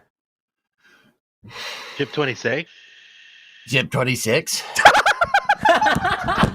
Wow, I heard an echo of Kevin there. Holy cow. She's It gonna was kill so me. perfect. It was so perfect. I was hoping that you would say something, EJ, as soon as he talked. As soon as he Kill me. talked. He's gonna kill me. Kevin's gonna come and kick me in the It's my new face. favorite thing. It's my new favorite thing on the Flame Trench. And Is Kevin's not EJ that far doing a away from Kevin you impression. It's all fun No. and games when it's a Jack impression, but when it's a Kevin impression, suddenly, whoa. Oh, geez, guys. Oh, I really like it when you do impressions of other people. Oh, geez. Oh, God. Long March 5. Oh. But yeah, if you guys, I think I broke EJ. If you out there have ever been like, oh, they should use this audio in the intro, feel free to send me suggestions, but no promises. Yeah, I sent a couple to you the other day. You did, and they were helpful. Thank you. You're welcome. And of course, there's the one famous one that I've been begging for since Starship Flight 1. So hopefully... No I didn't say spoilers. which one. I just said one No I've been begging spoilers, for. dude. That's not cool. Don't spoil it for people. I That's never not said cool. if it's in. I don't even know if it's in or not, Sawyer, dude. not cool, dude. Not cool. I legit don't even know if it's in or not because you haven't been saying anything about this that you've been working on for the last year and not working on for the last year. Yeah, I don't want to talk about it. Anyways, Yeah, 2.5 so minutes I don't know what's to in go. it or not, so I'm not trying to spoil don't. anything. I You just have no legit idea. don't know. Nobody knows, not even me. Shaz, Bert, Toddbot, thank you for the support. They say Ship 26, best ship. And Roseanne Devasto, they say frog in what? Boiling water. It's a parable. Thank you for the support. Ship Stanley is a 26, parable. The frog is not. I mean, it could be in a bowl, of boiling water. My man. Get coffeeed. I'm out, though. I'm out. We couldn't tell. Just saying. Well, is there anything else we need to hit Starbase-wise? Because we are coming up on the end of the show, and I do want to make sure everyone gets thanked, and we do all the housekeeping that we need to do. But Starship-wise, I mean, I guess the ultimate question is, when next flight, right? Yeah. I'm going to go Minute 37. That's when. mid-May. Mid-May. That's what I'm saying for next flight. EJ, what do you think? The end of April. Sawyer? End of April or early May. Oh, what are you, Alex? That was the can't most just- weaselly answer ever. can't Sometime just between say now and the May heat death of the 3rd. universe. May 3rd, 4:31 p.m. Central. Oh. Yeah, see, Alex, now I that's said a what I problem. said. You can't use this GIF in this. This wasn't this episode. I'm not even there. Thank God. Why do you hate Starbase so much? It loves you, Jack. Yeah. I do. Believe it or not, I do love Starbase. Obviously, I spend a lot of time there. You know what I also love, EJ? Filet mignon. You know what I don't want to eat only every day for my entire life? Filet What? mignon. What's wrong with filet mignon? I do love Filet Mignon. You know who else I love? I love our members, especially our launch directors and our flight engineers. Y'all are the best. You get your name at the end of every Flame Trench and NSF Live episode. Let's see if Kevin has it prepped to bring up, because there's 30 seconds until we're supposed to end, and I'm sort of just vamping here, but thank you so much to our launch directors and flight engineers. It's just the GIF. He didn't have it prepped. We have 20 seconds to go. I'm still operating on the same breath of air. There you go. Launch directors, flight engineers. We do so much here at NSF. So much. It's absolutely bonkers, honestly. And it's a huge team of people, and we couldn't do this without y'all.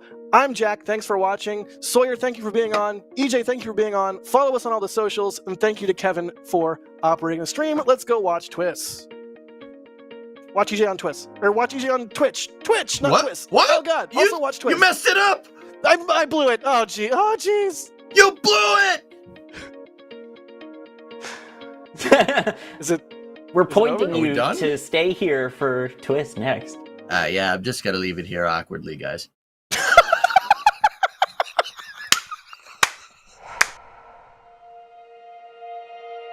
And here we go.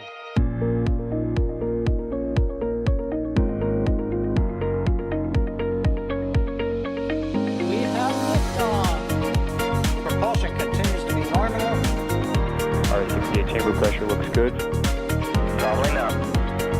Roger, roll, Atlantis. Water towers, fly! Yes! Tango down to nominal. Fighting downside SPD off. Bring in SPD off. Off.